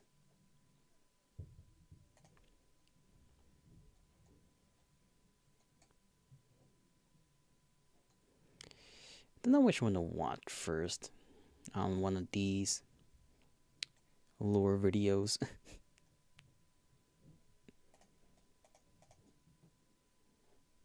think it should show the right screen. Yep, okay.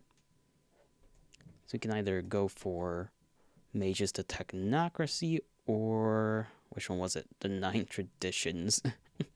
One or the other. I think this one's shorter, so we'll go for the 9 Traditions, which I think is vaguely wizard related. Yeah, Mage the Ascension and then Technocracy Unions. So, you know, I think this will give us like a lean, how do you say, a foundation to learn then about the technocracies of the mages. It would just make sense, you know? And of course, let me actually make sure that you guys can hear things.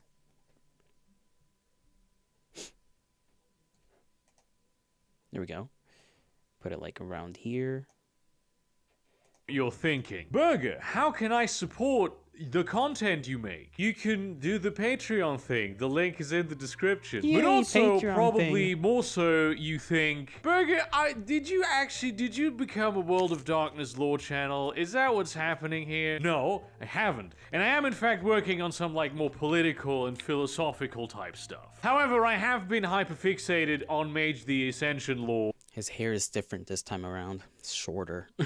Recently, and with the overwhelming, immense success of my Vampire the Masquerade's clan video, I figured, you know, I'd do the thing that is the most requested video for me to do right now. Anyway, Mage, what is it, why is it, and what does it have to do with vampires? Well, in many ways, Mage is vampire's nerdier cousin. I'm speaking like in a context here where Vampire and all the other World of Darkness games sort of represent various different tropes from classic turn of the millennium high school culture. That's the analogy that I have chosen for this. You know, Werewolf is the outdoorsy kid, Wraith is the gloomy goth kid, and Changeling is the kid with schizophrenia. And because I know I have a lot of Damn.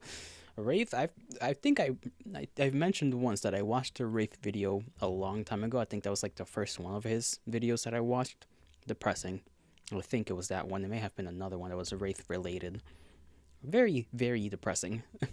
Vampire the Masquerade fans in the audience, I will be sort of drawing parallels to like help you explain, get an easier grasp of the universe, because they are in the same universe. But even though that's the case, I must warn you that very few, if any at all, concepts that we talk about in Mage are like directly related or parallel or can easily translate to Vampire the Masquerade. So first off, what is a mage and what makes them special? Well, mages are woke. They are in fact so woke that they realize that not only is gender a social construct, everything else is too. In a metaphysical sense, mages are regular-ish, human-ish people who have realized a fundamental truth. Reality is bullshit. I like how he says humanish. Humanish, you know, they're normal-ish, humanish people. Kinda, sorta, maybe. But not really.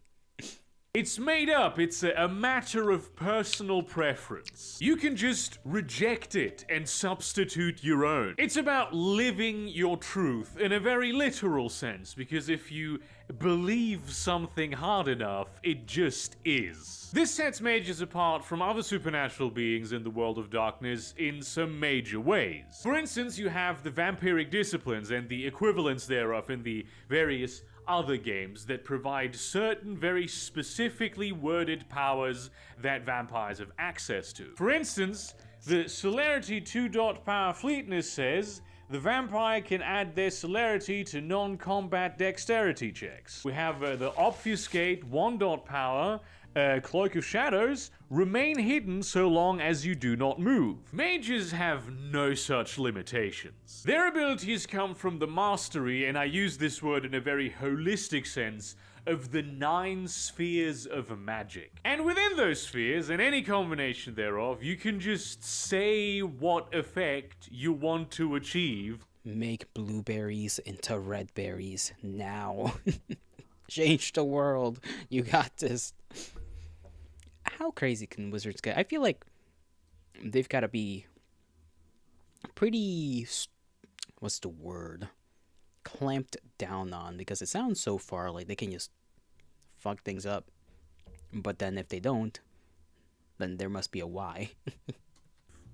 And then it happens. Now, this does have some actual limitations. They just don't just go around and go, oh, well, all my enemies are dead, haha. They have some limitations in the sense of how much they can impact the world, how much they can change things, and how deep they can change aspects of the spheres. The more mastery you attain over a sphere and over the power of magic and the realization that the world isn't real, the more you can change. And with this immense level of power comes another burden that the other supernatural creatures of World of Darkness, which the mages call the Night Folk, do not have to deal with. You see, reality as it exists for most people, and it does exist in the same way for most people, is shaped by something called the consensus. And for the purpose of mage metaphysics, consensus is what the sleepers, so the people who are not mages, agree reality is. Now, of course, it's the case that not all sleepers agree on what the reality is. There's differences of opinion on what is the case. So I'm not talking about the disagreements where, like, most people say vaccines work, and then there's a handful of people who say vaccines don't work. They would probably all agree that just walking around and suddenly levitating yourself willy-nilly, breaking the laws of gravity, that's not possible. They would probably, no matter their stance on vaccines, they'd be unified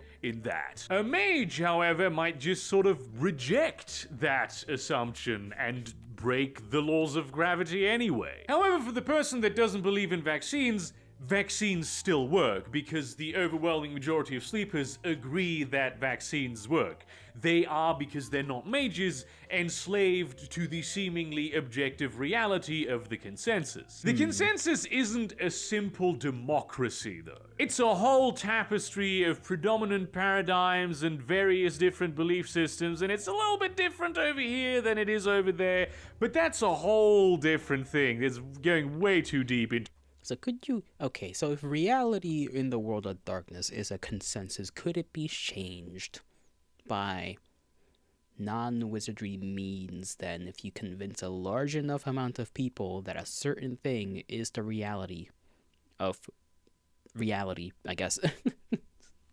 Interesting thought there, interesting thought. I don't know how you managed to do that, but it would be impressive, if somebody did try it.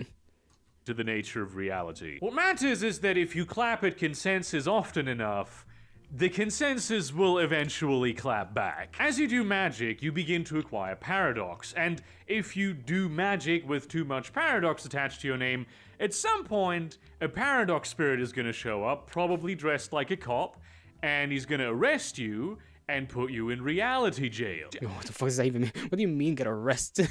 What do you mean paradox cop? Because reality police just walks into the room. Is that really how that works?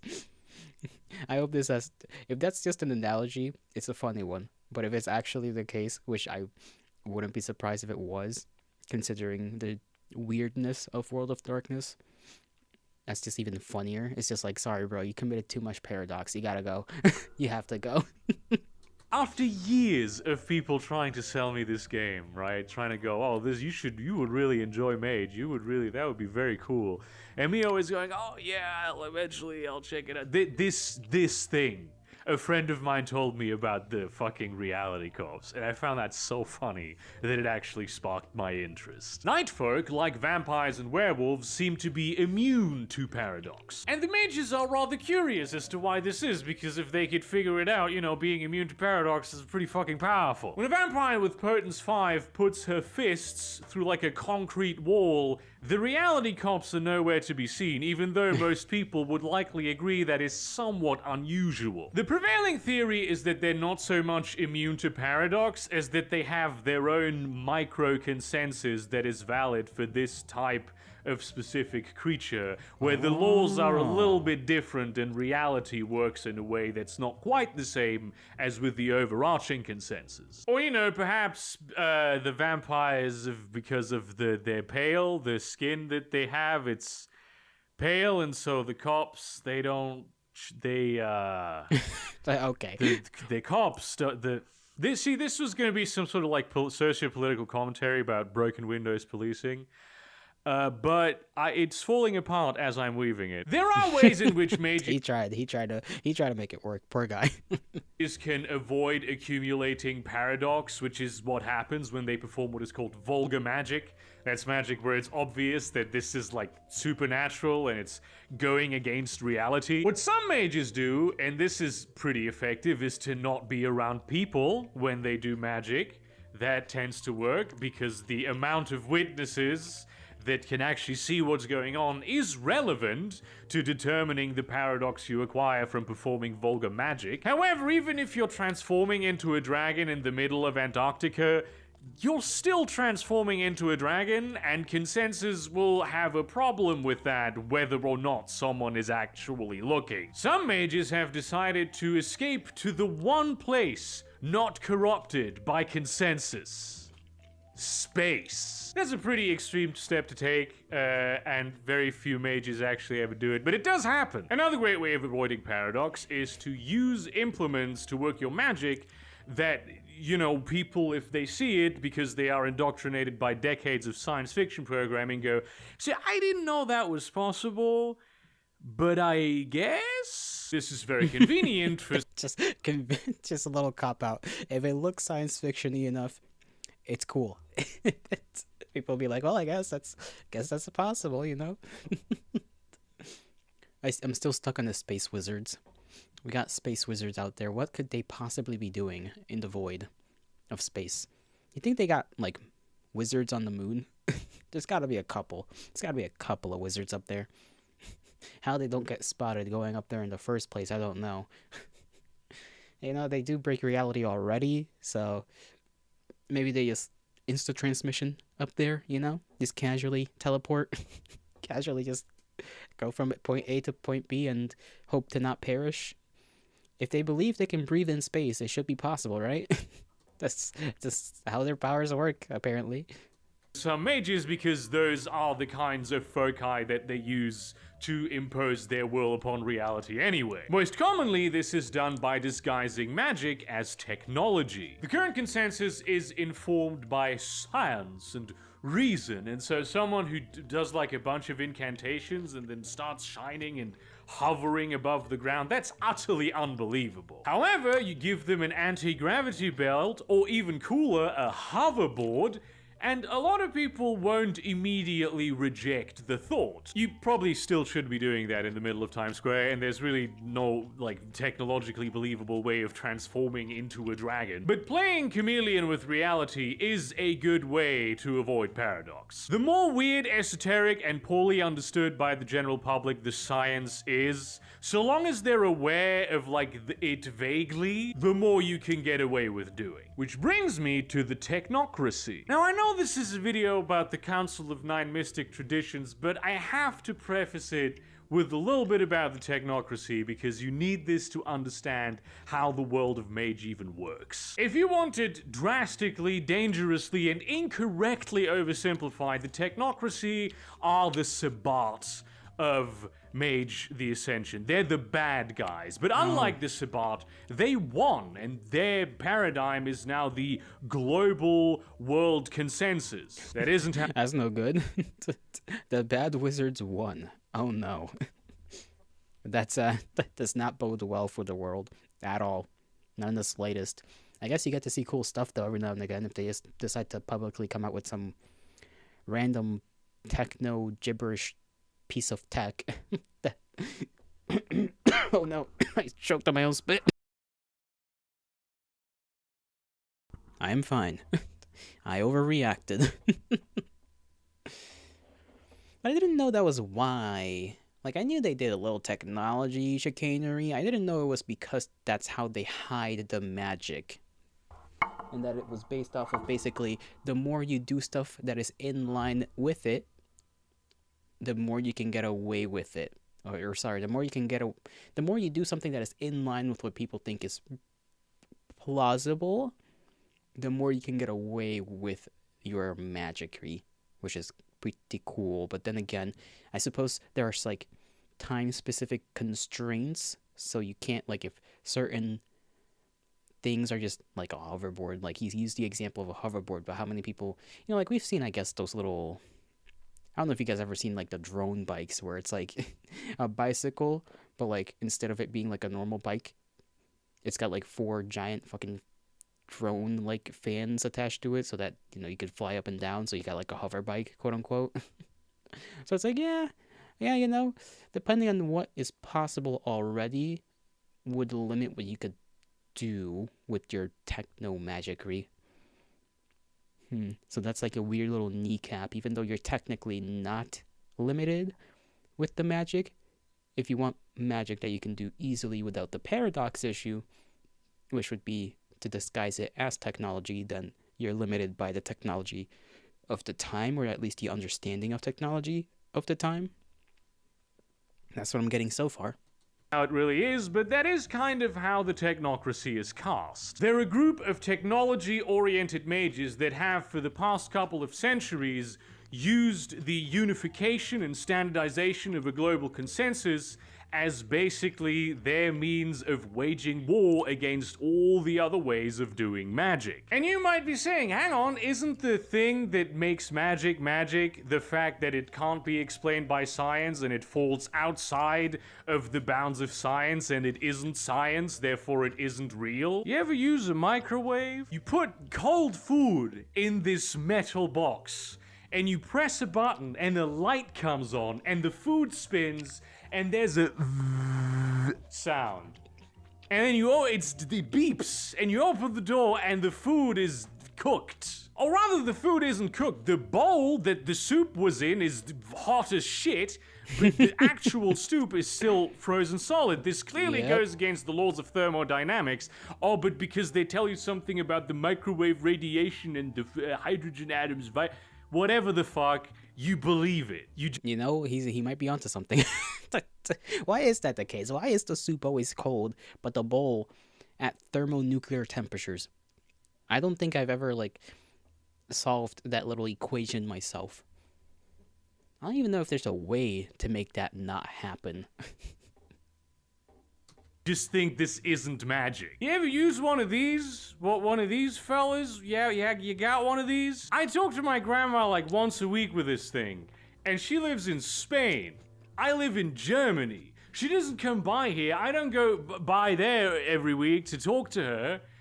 She speaks her voice into this device, so she also has one of these, and it comes out of mine. And then I speak my voice into this device, and it comes out at her end, and we can have conversations that way. But somehow, because the implement that we use to make this happen is a slab of metal and plastic and not a crystal ball, it's science and not magic. There's crystals in here too, You, my friend, are caught up in the consensus. You don't even realize that all the marvelous technology you think of as not magic is actually just magic wearing a business suit. The reason you think finance and the stock market are real, and the reason you think that the laws governments make aren't physically compelling is because that's what the technocracy wants you to believe. And they really don't like the fact that there's still a bunch of wizards out there doing shit that goes against the consensus that they engineered. They reckon that the world would be better off with just them in charge and no reality meddling spellcasters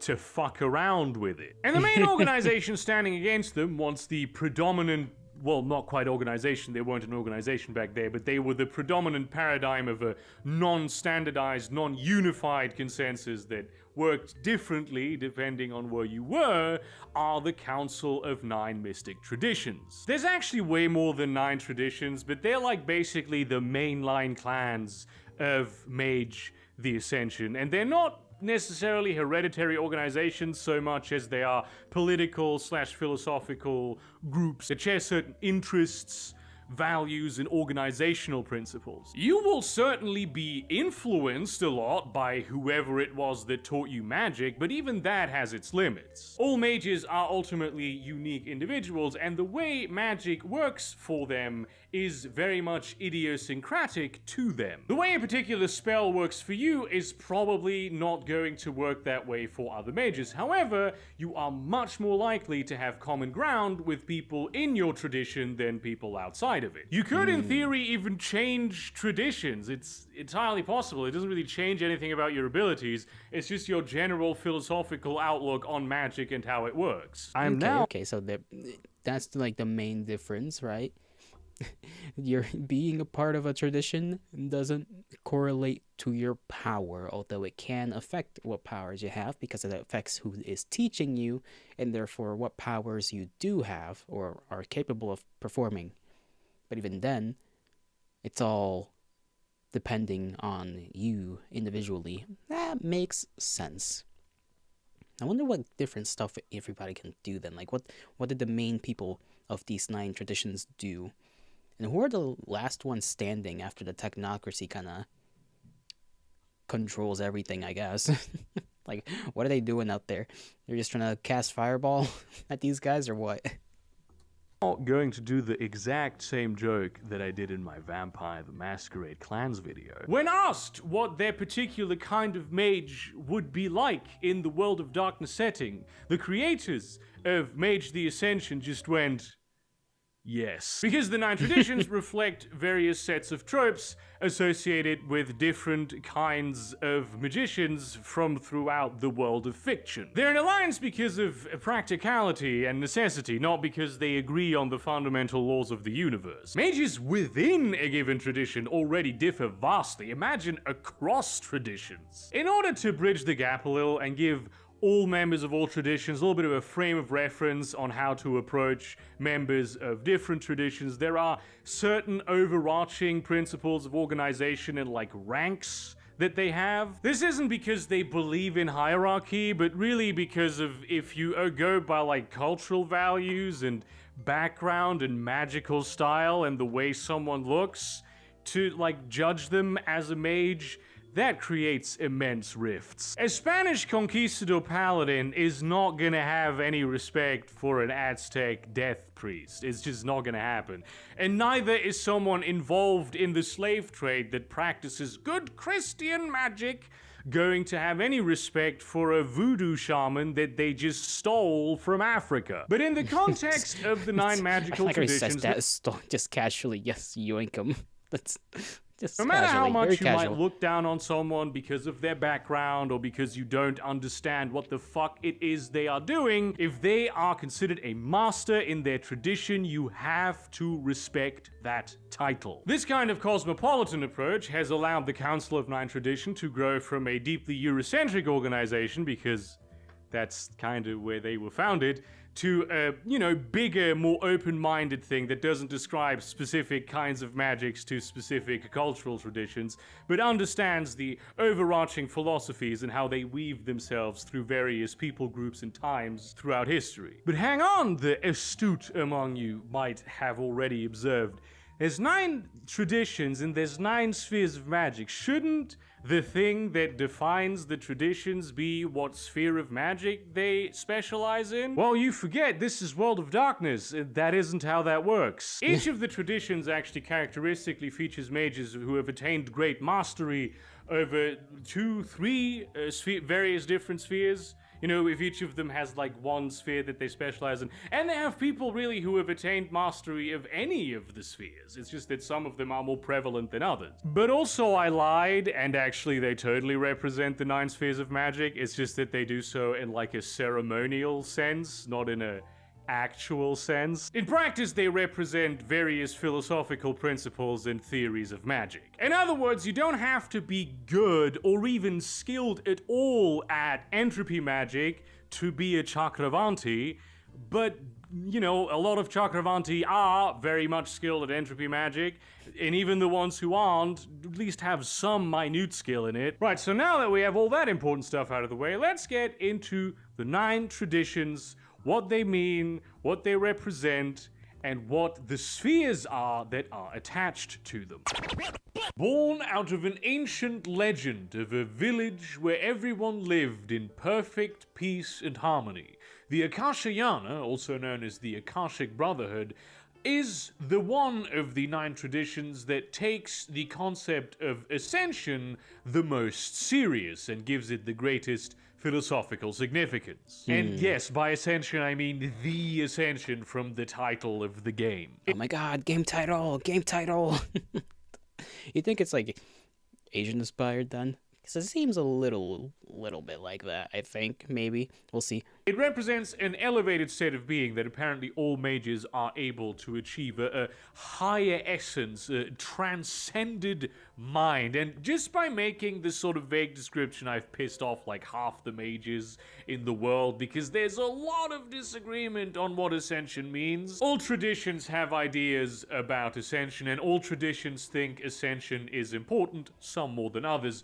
But for the Akashayama, it is such a foundational journey for a mage to undertake that it has, through them, become the founding cornerstone of one of the world's major religions, Buddhism. Escaping the cycle of death I was and right, rebirth damn it. is their goal, and they do get reborn, and they believe that actually all life that exists gets reborn regardless of whether or not they're mages or whether or not that's part of the consensus. It's just a natural law that exists outside of the rules of reality, and because they are mages, they just have an easier time remembering their past lives. For instance, the Akashic Record is something that's only very partially written down. It actually manifests as a sort of force in the lives of all kinds of Akashayana, and it's a mixture and tapestry of old memories and ideas that push themselves into consciousness at opportune times. It usually reveals itself rather cryptically, setting people on the right path or tempting them with the wrong path so they can remain firm in their ways. To walk this path, the Akashayana practice the art of Do, which is a series of philosophical practices and beliefs that center mostly around honing your body, eating healthy, working out, meditating, existing in the present moment. These kinds of practices are the foci of these kinds of mages, which are the things that you do and engage with in order to manifest your will as magic. For the I mean, that seems pretty basic, pretty straightforward, pretty easy to understand, nothing too crazy. I mean, other than the weird tapestry thing he mentioned earlier where certain things just come to the forefront of your consciousness. That would be kind of weird and awkward. You're just chilling one day and then boom, a random cryptic memory just in there. It's like, what would you even get as a memory? And I wonder if there's anybody in that clan. I feel like there must be, I almost said clan, in that philosophical tradition that at least has like the most amount of memories. But then again, I feel like that would also be a kind of a mess when you think about it. Like, what would you even do with so much? How do you know if it's something that's useful to you or if it's something that's just kind of like a random little piece of memory that means absolutely nothing and it's just a memory and that's it? How do you discern such things? Akashayana, a big part of that is cool martial arts shit, because this tradition is all about cool martial arts shit. It's not all of them, obviously. There's a lot of them that, you know, martial arts are not just the hoo-ha fighting cool punch, fist, face, break, log type deal situation. There's a whole nother dimension to that, but let's be honest, the people who play Akashayana they're there for the cool martial arts shit. Basically, all of the most outlandish wuxia kung fu movies, all the mini regional martial arts you find in every town all over Asia, the Akashayana are the people who can actually do that shit. They are the predominant tradition of mages throughout East Asia, though, not without competition. And though fundamentally they're pretty Buddhist, they're also very compatible with other religions and worldviews like Taoism, Shinto, Confucianism, and Jainism, you name them. But precisely because competition is so fierce in East Asia, the power of the Akashayana is sort of waxed and waned, and this is even though, paradoxically, they are rather a diverse tradition, but they do have a habit of politically intertwining themselves with great East Asian empires, often the Chinese one, which then gets taken over, it falls, gets taken over by a different magical tradition. Oh no. Whoopsie! Perhaps the great... They basically just shine a light, basically. Just their history aligns with China's. They rise and they fall over and over again. That's gotta be an annoying history to have. Just being like, yes, we're finally back, and it's over again. And we're so back. And it's over again.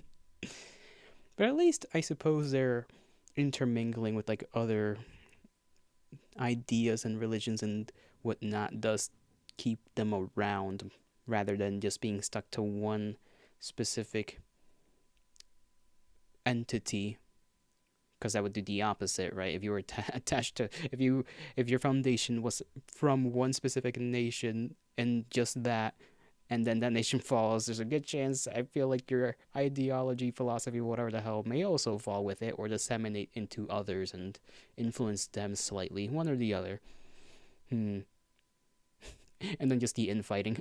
Just, I can imagine, just what kind of things you gotta deal with over there. With those others' ideas that are very prominent in East Asia as well. Greatest as in the worst, bad, when a war is great, that means it's bad because war is bad. I think we're all in agreement about that. Is the Himalayan War they fought against their sibling tradition, the Chakravanti. The exact dates of when that was, not entirely clear, but apparently it started somewhere around 900 BCE and then went on for a couple centuries. And even though all this was quite a while ago, both of the traditions still hold some old grudges with each other. It turns out, and this was not known at the time, this was kept secret from all of the people who fought and died in the war, even the mages. This was done because some guy had a vision of a great unified power that at some point would try and fight all the different kinds of magic. And so he thought to himself, I need to make sure that these traditions hone their martial arts skills. And yeah, the technocracy has pretty much conquered East Asia, whether it be through the communist China, the materialist philosophy there, or like the mega-capitalist dystopias of South Korea and Japan. All that shit that radiates out to the other East Asian nations. If they didn't have the cool martial arts shit, the technocracy probably would have destroyed them. But in the 15th century, when the Council of Nine Traditions was formed, the Akashayana were in a very good place, so they were offered a seat on it. The sphere of magic that the Akashayana represent in the Council of Nine Tradition is that of mind. And if you're sitting there thinking, hang on, what does mind have to do with cool martial arts stuff? I thought you do that with the body.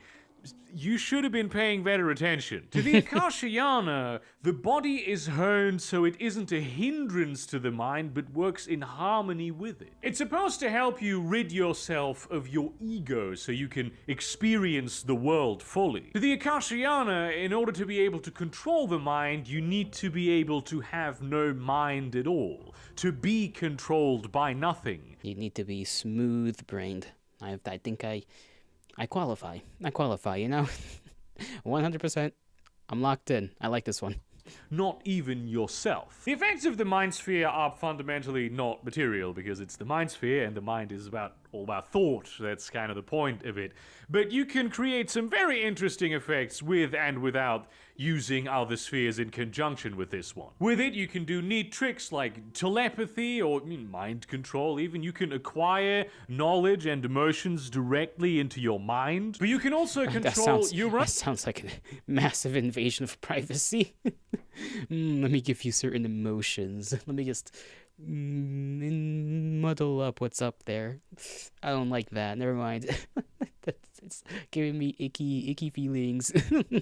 Own perceptions. You could turn off fear or pain if you wanted to. You could framejack yourself into a higher state of being so you can think mega fast or mega big. Like all traditions, the Akashiana do feature a broad spectrum of practitioners, but they do have a preference for recruiting people who are already in the ascetic and monastic lifestyle. It requires a certain strength of character to practice the magics of the Akashiana. It is very rare for an Akashiana to have more than one student at a time because their methods and the journey of broadening that student's mind, teaching them the ways of magic, which of course, they don't see it as like, oh, this is a spellcasting magic, this is like control over yourself and the world through the mind.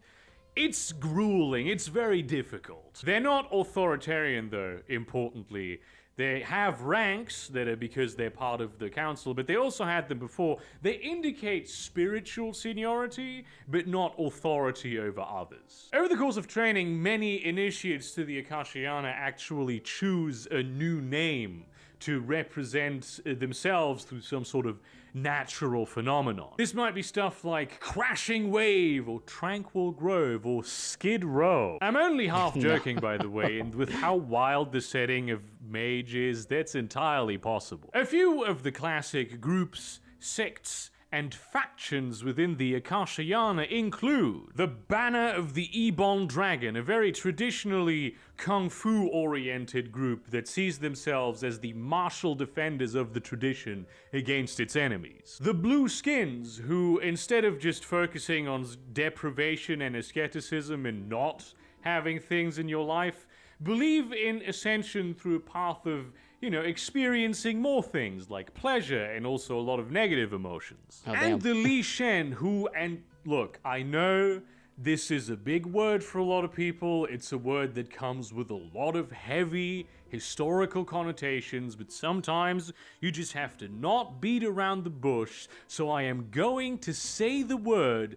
They are ninjas. They're ninjas. That's what they are. They are just very cool ninjas that do cool ninja shit. It's like actual ninjas. A somewhat unusual Akashiana might be a professional wrestler whose process of being in the kayfabe all the time and portraying a character that isn't really himself is part of the spiritual process of detaching himself from his own ego. Or perhaps a sort of spiritual health guru who goes into the bodies and takes over the physical form of her students to teach them directly techniques of physical health, all the while she herself hasn't moved from her meditation spot in years. Also known as the Faithful.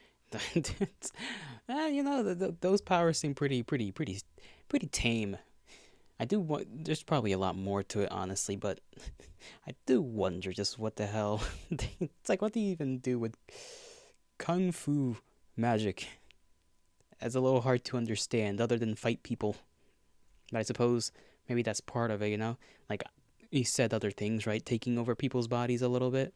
Seems kind of powerful. But I'm assuming that has to be done with some amount of, want from the other party. Although I'm sure somebody that has that mind power and is strong enough could probably do that without you wanting them to do that. So I suppose that's something. I feel like he needs to give me a list. I need a proper list. That's how I can best understand these things. Just give me a list of powers and just boom, that's it. That's all I need. Or the singers. The celestial chorus are the mages that believe in God. Now, of course, God is real in the mage universe, objectively he is, but so is Santa Claus. The bar for being real isn't particularly high, so these mages place even What do you mean? Come on now. Santa's pretty. Santa, that's a pretty high up there bar. Higher instance above that, the concept of something that exists outside of all the manifestations of human imagination that exists in the upper umbra, they call it the One. As a result, the Celestial Chorus has adherents coming from all manner of different religions. Of course, most of them are from the major Abrahamic religions, so they're Christians, Muslims, and Jews. But they're also open to people who are like a little bit polytheistic, but they have some justification for, oh, all the polytheistic gods spring from one god. And there's a whole debate to be had about how like Catholicism with all its saints is kind of polytheistic. This is certainly a way in which it has been able to integrate itself with polytheistic religions all over the world. It wasn't always this way though. The choristers used to be a lot less accepting of outsiders. Though the first congregations of the Celestial Chorus occurred in ancient Egypt during the reign of the pharaoh Akhenaten, their golden age started when Christianity became the state religion of ancient Rome. Over time, they became more and more Catholic, more and more Puritan, more and more, actually, you have a minor thing that I disagree with you with, so you're not part of the club anymore, and I'm gonna kill you. They also... Goddamn, a fucking Mean Girls type shit. Makes sense, I get it. At some point had like a whole order of paladins that served Charlemagne. The sheer brutality of the Crusades, though, was kind of what broke the Celestial Chorus, as a lot of members were like, really? Is this necessary? Are we the bad guys, maybe, perhaps? And then, of course, the Puritans were gaining more power than the organization, were expelling more and more people that were, or rather, excommunicating in this context. So eventually there was just like a small core, but even there, at some point, they managed to get rid of these mega Puritans. The tradition once again returned to a rather more open state, where they once again accepted all kinds of Christian denominations and Muslims and Jews, everyone back in, though it took them a while to become as liberal as they are today. The modern position is that the One is universal and ineffable, and there are as many ways it reveals itself to people as there are people willing to hear its song. On those Puritans, that kind of became the Inquisition, and they later joined the technocracy. Oh boy. You know, so go figure. The core thing to understand about the choristers is that the aspect of magic that they value the most is the avatar. The avatar is a sort of second consciousness that all mages have, and that's the thing that really sets them apart from regular sleeper human beings, and even the night folk.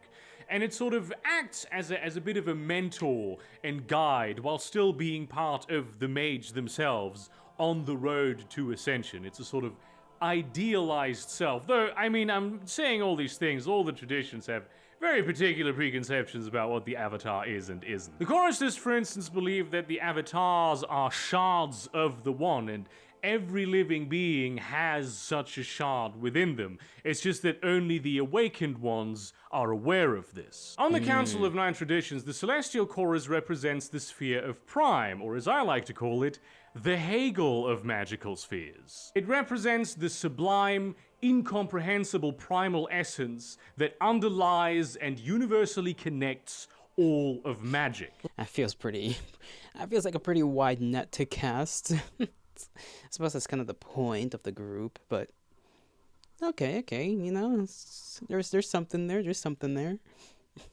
So the primal stuff, the everything thing, that's the thing, the everything thing, that is part of everything. Very descriptive. Like the Kabbalistic concept of Keter, it is fundamentally divine and incomprehensible, and in the worldview of the choristers, it is the energy that emanates from the One. It is the connecting tissue of all magic that emanates from the One. That doesn't mean it's seen as superior to the other spheres of magic, by the way, except maybe in, like, philosophically speaking for some of the choristers. It's definitely the sphere that a lot of players have the biggest time struggling to, like, comprehend what even it's supposed to be. And even when they do get it, a lot of them are like, what? Why did you... you could have put a different thing here. Why did you put that in the game? I know there's maybe like 5 people in my audience who have ever played like Stars Without Number to this extent, but if it helps even one of you, this will be enough. Prime is basically meta-psionics. It allows you to avoid the effects of paradox, to channel more energy than you reasonably should be able to, make things magical that aren't magical, generally like manipulate the flow of magic, and also sense when magic is being used around you, why it is being used around you, and what effect it might have. That sounds pretty overpowered. Sounds pretty overpowered there. Just a little bit. Just a slight amount. Can you imagine you just walk into a room and it's like, someone's casting fucking fireball in this room. That's like a 4x4. We're all gonna die. You could call it magical theory, but only in the way that it signifies a deeper understanding of the fundamental core of what magic is. The Celestial Chorus is very organized as traditions go. They have access to a complex, old, and experienced, although, often a bit stiff, bureaucratic infrastructure, which has, under some pains, grown to accommodate a lot more denominations and congregations. The most powerful institution is the Curia, a sort of council of like the most respected, most important choristers that makes all the executive decisions and is tasked with like walking the line between the unity of the faiths and the diversity of the faiths. The most powerful individual within the Celestial Chorus is the Pontifex Maximus, which, yes, does mean Pope. And the Pontifex is elected not just... Fucking a magic pope, guys. We got magic popes, yeah! I guess that does make sense since they originated from, like, the Abrahamic religions in this world, so... Yeah, Magic Pope makes sense, yoink that title a little bit. I'm sure they probably came up with it first or something. by the highest elite of the Celestial Chorus, but also by the rank and file. And the job of the Pontifex is to sort of be not just the senior most spiritual advisor to all of the chorus, but also sort of its spearhead toward unity with the divine. The word of the Pontifex carries immense weight and power, as does the word of any of the senior-most church officials, but it is expected that some will disagree and do other things. They're not absolute dictates. They're not these perfect beings, they're just the wisest and most advanced who have shown a capacity for leadership, both in terms of bureaucracy and in leading the choir in song. As the name suggests, singing, primarily choral singing, is the main form of focus for the Celestial Chorus. But there are many others like prayer, sermons, acts of kindness, charity, invocations, burning incense, just appeals to the shard of divinity within. And even in terms of music, it's not just choral music. There's choristers who do rock and hip-hop and electronic music even. It's all part of the whole big divine. It's all part of the one. Or you could not be a singer at all. That's entirely valid. But it is cool to have like a Scott Pilgrim Battle of the Bands type situation going on. It's a very interesting image to put in your head. If two of these people just going up against each other in a disagreement and they're just rocking it out. Just walking into the room like, what the hell? It's like, what are you two even arguing about? Why are y'all playing fucking mid-2000s ass music in here? Few of the classic groups, sects, and factions within the Celestial Chorus include the Children of Albi, who believe that all materialism is bad and must be rejected for an experience of the sublime, and live entirely ascetic, isolated lives where they have nothing to do with anything, so they can leave this wretched shell of a mortal soul behind. That sound familiar to you?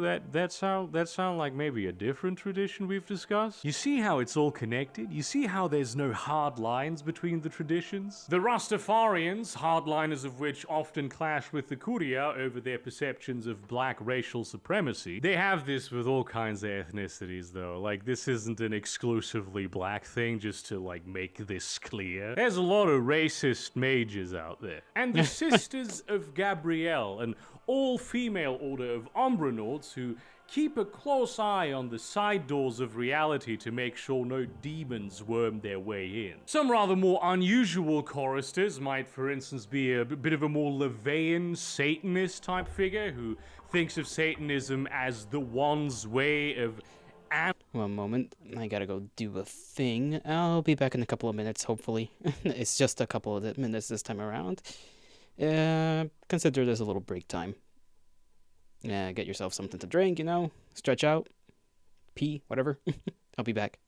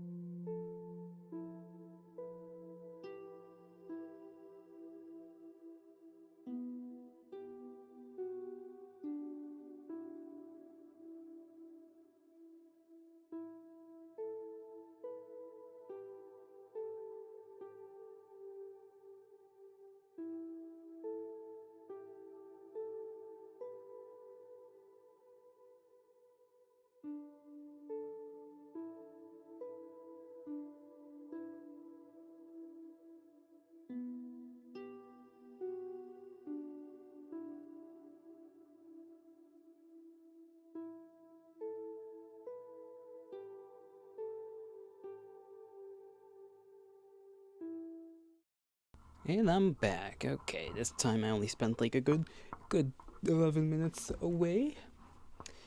That's pleasant. We can actually continue watching the video. Thank goodness. We got a good while left too. We got like a whole hour. Analyzing the religious precepts that exist and directing the search for divinity inward to the avatar. Of course, you know, then all the Satan stuff like, you know, dark robes and satanic mass, maybe blood sacrifices, even though there's not really some that happens all that much in actual Satanism, would be part of the focus of that mage. Or perhaps a Catholic practitioner of a Caribbean voodoo who is dedicated to the idea that she, like, teaches people which of the lower that they can get into contact with are agents of God and the one and the divine, and which other ones are self-interested and much more comparable to demonic influences. Often seen as necromancers and just generally death mages, the Chakravanti, also known as the Euthanatoi, really don't like to be perceived that way. Euthanatoi does not sound like a pleasant name, I'll be honest. Euthanatoi. Euthanatoi. Why? Why the why the secondary name? To them, death is just one of the spokes on the wheel of life, of reincarnation that all existing things go through all of the time. Even the world itself spins on this particular wheel, and they find it a bit myopic that other mages would just focus on that particular aspect of what they do. The way they see it, they are mages because they have been chosen by some type of force to be the stewards, the guardians, the watchers over the great wheel that has this big universal cycle, to make sure it continues spinning properly. To that end, they study the concept of dharma, which is the purpose that every person and being in existence has, and the purpose they need to fulfill in order to do their part in keeping the wheel a-spin. Their own dharma is to be the embodification of the concept of karma, which is the thing that the actual force that keeps the wheel spinning and gives everyone their dharma. It's people's fate, basically, and because the Chakravanti are tasked with resolving a lot of, shall we say, rather weird deviations from how karma wants things to go, they're given a little bit of leeway in their methods, because people, especially sleepers, really love to stray from their dharma. So it's very important to guide them back to that purpose, because what can happen when people stray too far from their dharma is they can, like, disturb the dharma of others in, like, a domino effect. And you really My dharma is to become a homeless man in the middle of some godforsaken city and be cold all the time. That's my dharma. don't want that to happen. And yes, okay, alright, sometimes that means killing someone who has Goddamn. strayed so far from their dharma that they can never possibly return. The Chakravanti do not fear death, they see it as just a next step, but they understand that it is a pretty drastic step that could be taken to keep the wheel spinning. At least they get at least they get it, you know, at least they understand it's a big deal. It's not just a little murder on their part, you know. It's a kind of important to try and not do that, hopefully. I just find that so funny. It's like, listen, we might have to kill this person, but let's not try to do that. But we might have to, okay? And just so this is clear, straying from your dharma is not always a thing you have control over. For a lot of people, part of their dharma is not to be suffering. And yet they are suffering. This is something that the Chakravanti seek to correct. Killing someone to protect the wheel of karma is damage control, really. It's to make sure nothing else breaks as well. It doesn't really do much to set things back on their right path. The Chakravanti use a lot of different foci to do their magic. They have like soft music and meditation and recitals of all manner of liturgies, but most importantly, the recitals of mantras. Mantras are very crucial in the world of Chakravanti focuses. The purpose of these is to become an embodiment, to sort of put on the suit of a god that embodies the power over the cycle of life and death. This could be Kali, this could be Saint Anne, this could be Hades, this could be Demeter. And weapons also are important foci. They are tools of death. They need to be venerated and respected. But it's not like the Chakravanti need a gun to kill you. In terms of spheres on the Council of Nine Traditions, the Chakravanti hold the seat of entropy, which is indeed the power over decay, degradation, death, and chaos. It is the great cosmic recycler that breaks everything down into its barest essentials. But, very important, there is a reason why, in certain times and places throughout history, the sphere of entropy was called the sphere of fortune. This is because entropy also governs the manifestation of chance and probability. You know the scene in Ocean's 13 where they go to Mexico to like put this powder into the dice making manufactory thing? I've never seen Ocean's whatever the hell. Isn't that like a heist movie? I swear that's a heist movie. I feel like that's what it is. Like the name is familiar, but I can't remember it. And then they have the zippers buttons that they press, and the dice come out in the exact way that they want them to at the tables. That's entropy magic. That is entropy magic using an alchemical and technological focus. Through this power, the Chakravanti can and do orchestrate long, convoluted series of seemingly random events that put people on their right path to Dharma. And yeah, that too, they can kill you with that. They can have a piano fall on your head. It's entirely possible. No. But it's important to stress Not the random anvil out of nowhere.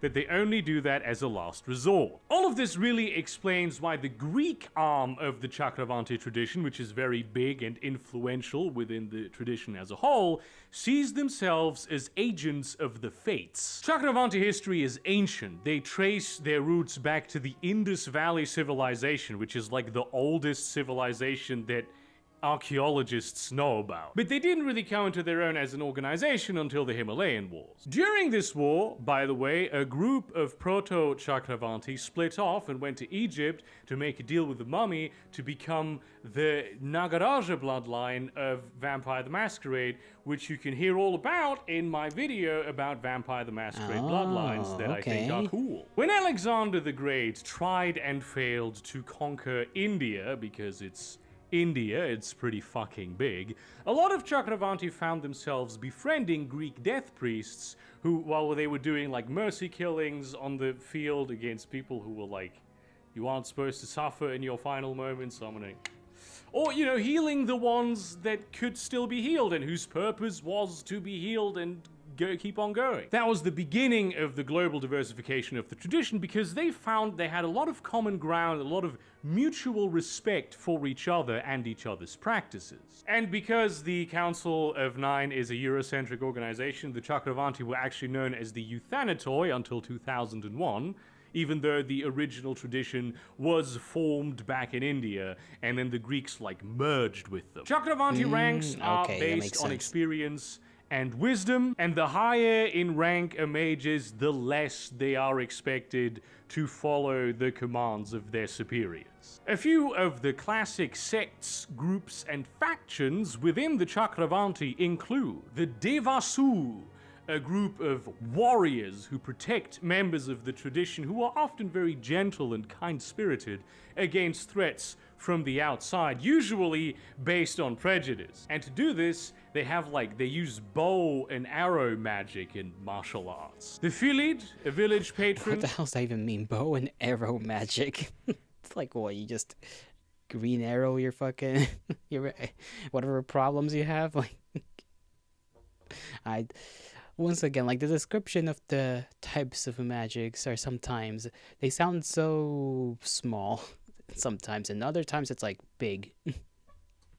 Usually found in like the British Isles that make sure the dead stay in their graves, and the Chakramuni, who take deep delves into the world of the dead to keep tracks of goings on there and various reincarnations that are occurring so that the tradition at large is always knowledgeable about what's going to happen next. Some unusual Chakravanti may include like a stage magician, maybe a little bit fatalistic, maybe a little bit emo who was also extremely good at blackjack and poker, or perhaps straight up a necromancer who studies the concept of death by temporarily reviving corpses. Such Chakravanti do exist, they're just seen with a lot of suspicion by the rest of the tradition, and also pretty easy to spot because they quickly accumulate the death resonance genre. The Kavadi, also known as the Dream Speakers, are the most diverse of the 9 traditions, partly because part of their foundational process was the idea that this is the tradition of miscellaneous minorities around the world who believe that trees have souls. I'm pretty sure that when, like, they came up with Mage originally, they made the Kavadi, which were then only called Dream Speakers, as just... And then this is the one if you want to play a shaman from an ethnic group. Any ethnic group, could be African, could be Native American, could be Aboriginal, Australian... What's the difference? You always gotta have the one group, you know? The one that encompasses whatever random little group of people you can think of that you can't really bother yourself to write down appropriate. You know, because there's a lot of little cultures sometimes that people don't pay attention to, and they're like, the one time it does, it's like, well, you gotta have a group they can be a part of if they want to play that. Really? Then that's when you would have went with this tradition, which, I mean, let's be honest... That's a little bit iffy. That's a little bit problematic. A little bit, it doesn't sit right. But they actually managed to transform this into something very cool and self-aware by basically going, look, the Council of 9 Traditions, it was founded in Europe in the 15th century. It's going to be Eurocentric. It's going to think about European shit. Most of the traditions come out of Europe.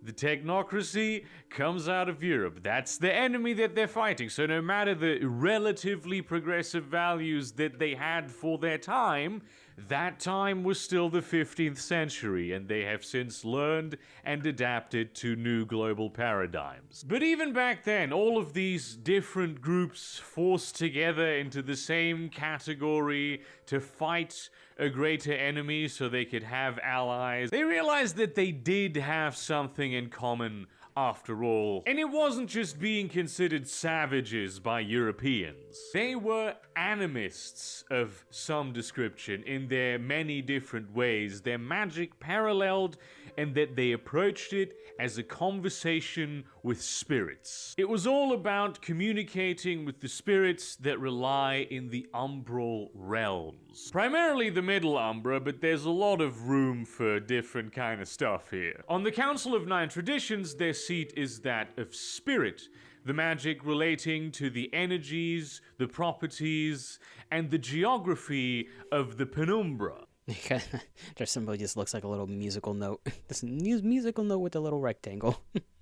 It allows practitioners to walk the line between the real world of flesh and blood and the immaterial-ish world that runs parallel to it, made of magic and including beings that are made of magic. Mages use the sphere of spirit to communicate with the, spirits that exist on the other side of the gauntlet, which is the barrier between this world and the other one. Or really the other ones, plural. There's a whole can of worms, just the amount of stuff that exists out there. There's at least 3 main ones relating to mind, nature, and death, and then there's a bunch of regions and zones, and sometimes they overlap and other times they don't, and it's the barriers between them are not really entirely clear, and there's different ways of accessing different... So basically it just boils down to umbral shit. This is the umbral group. They deal with the umbra, and umbra is confusing because umbra is umbra, and the incomprehensible mess of things that represent things that sometimes scale in weird ways. Because I still remember the duck analogy he used in the Werewolf the Apocalypse one, where it's just like, you can have the spirit of a singular duck, then the spirit of ducks, then the spirit of duck, the concept. And it's just like a weird pseudo hierarchy of things that are in there. Hard to comprehend, but it's cool that at least one of the groups is connected to that, because they deal with the all wizards deal with unreality, so yeah. Different ones. let's not get into that today. Skilled spirit mages can't just project their minds onto the other side, they can actually physically step over and summon, bind, banish, do all manner of things with the spirits that exist there as representations of concepts that are in the real world. And I really need to make clear that I'm using the term real world very rhetorically here to communicate what I mean. You can even walk into deep space if you're powerful enough. Taking care of the worlds beyond is something that a lot of Karvadi spend most of their time doing, helping them heal and maintaining them from the fallout of magical natural phenomena, but also often the carelessness of other mages. Their foci are immensely diverse, including anything that you've ever imagined some tribal shaman use to perform the rituals that they perform. Right, you have dances, you have animal calls, you have the peace pipe. A very classic standout one is that the practitioners will allow themselves to become possessed by certain spirits in order to achieve specific effects. Though to many, who is possessing whom is somewhat more questionable. This is mainly derived from West African magical traditions, where this is a very common thing to happen in many voodoo and sort of voodoo adjacent circles, and also it has become very popular in the Caribbean historically. But because of the friendship and alliance of these various different disparate traditions united into the Karvadi, some of these practices have become very popular even if they have no common cultural connector. They have learned from each other. The Karvadi have paid a heavy price for being who they are. Mages from other traditions have historically been perpetrators of the horrors of colonialism. They were participants in the enslavements of the various people groups that the Dream Speakers come from. Many were the times where the Karvadi used their political influence with the council to try and counteract the genocides committed against their peoples, with varying degrees of success. And even in the world of mages, there's a lot of racist stereotyping. As perhaps a little bit of a silver lining, the Karvadi are probably the tradition with the best ability to resolve internal conflicts and stand together when it's necessary. An impressive feat considering the sheer range of different approaches to magic that exist within the tradition. It probably helps their diplomatic skills that part of the job has always been to mediate between the spirit world and the world of civilization. Lately though, with the technocracy having truly taken over and actively stamping out many of the tribal belief systems from around the world, with the gauntlet thickening, becoming more difficult to pass, and the penumbra becoming increasingly calcified by the actions of pattern spiders. The Karvadi are— What the hell is a pattern spider? That's a sick name. But yeah, I mean, makes sense. They're not. I don't feel like any of the other groups of mages are are doing well. He keeps reminding us of this too. It's like, yeah, in the modern times, technocracy is curb stomping everybody. That's just how it is. It's quite unfortunate. And yeah, in this particular group, I can imagine them doing the worst of everybody, doing worst off out of everybody involved. Unless there's we still got a little bit of a ways to go. So there might be one group that might be doing worse than them, but yeah, the Karvadi, yeah, it makes sense that they're not. That they've both historically and then in the modern times, quote unquote, are just not doing too well. Finding themselves in a place where they need to innovate in order to survive. Even though they have great respect for their ancient traditions, especially considering that a lot of the time they are the last remnants of whatever culture they are from, many have started to turn to new types of spirits that have only recently begun appearing. Many, especially younger Karvadi, have begun to commune with spirits of plastic, fiberglass, and stainless steel. Spirits that inhabit the virtual world of data are also increasingly important to their work. After centuries of survival through adaptation and a sort of subterfuge syncretism, the Karvadi have a lot of experience at taking this particular path. A few of the classic groups, sects, and factions within the Kavadi include the Baruti, storytellers originally from Africa and still predominantly there, though many of them have traveled to the southern United States, whose focus is to find and learn the stories of various different people and peoples and seek the power of their retelling. The Red Spear Society, a tightly organized and very much militant group that seeks to reclaim their various legacies from around the world. And the Spirit Smiths, a loose organization of creators and maintainers of magical artifacts that originated in northern Finland. And basically what they do is they make sure that the right fetishes are in the hands of the right people at the right times, and also not in the hands of the wrong people at the wrong time. Okay, I feel like that particular group is having a rough time as well. Their whole shtick is magical items at the right place, and the technocracy seems like the kind of group that's gonna make sure it's never in the right place. The unusual Kavadi might include someone who sees himself specifically as the magical guardian of a particular city, communing with the spirit of that city and ensuring that the penumbra around it is in good health. Or perhaps someone who uses concepts of modern science to conserve and heal spirits she finds in the wild, and using her powers to, in a very literal sense, push back the tide of climate change. Youngest among the 9 traditions are the virtual adepts, or the mercurial elite, though some people will say that the mercurial elite is a specific subgroup of the virtual adepts, but then it's a very big subgroup. Actually, hold on. How much more do we got?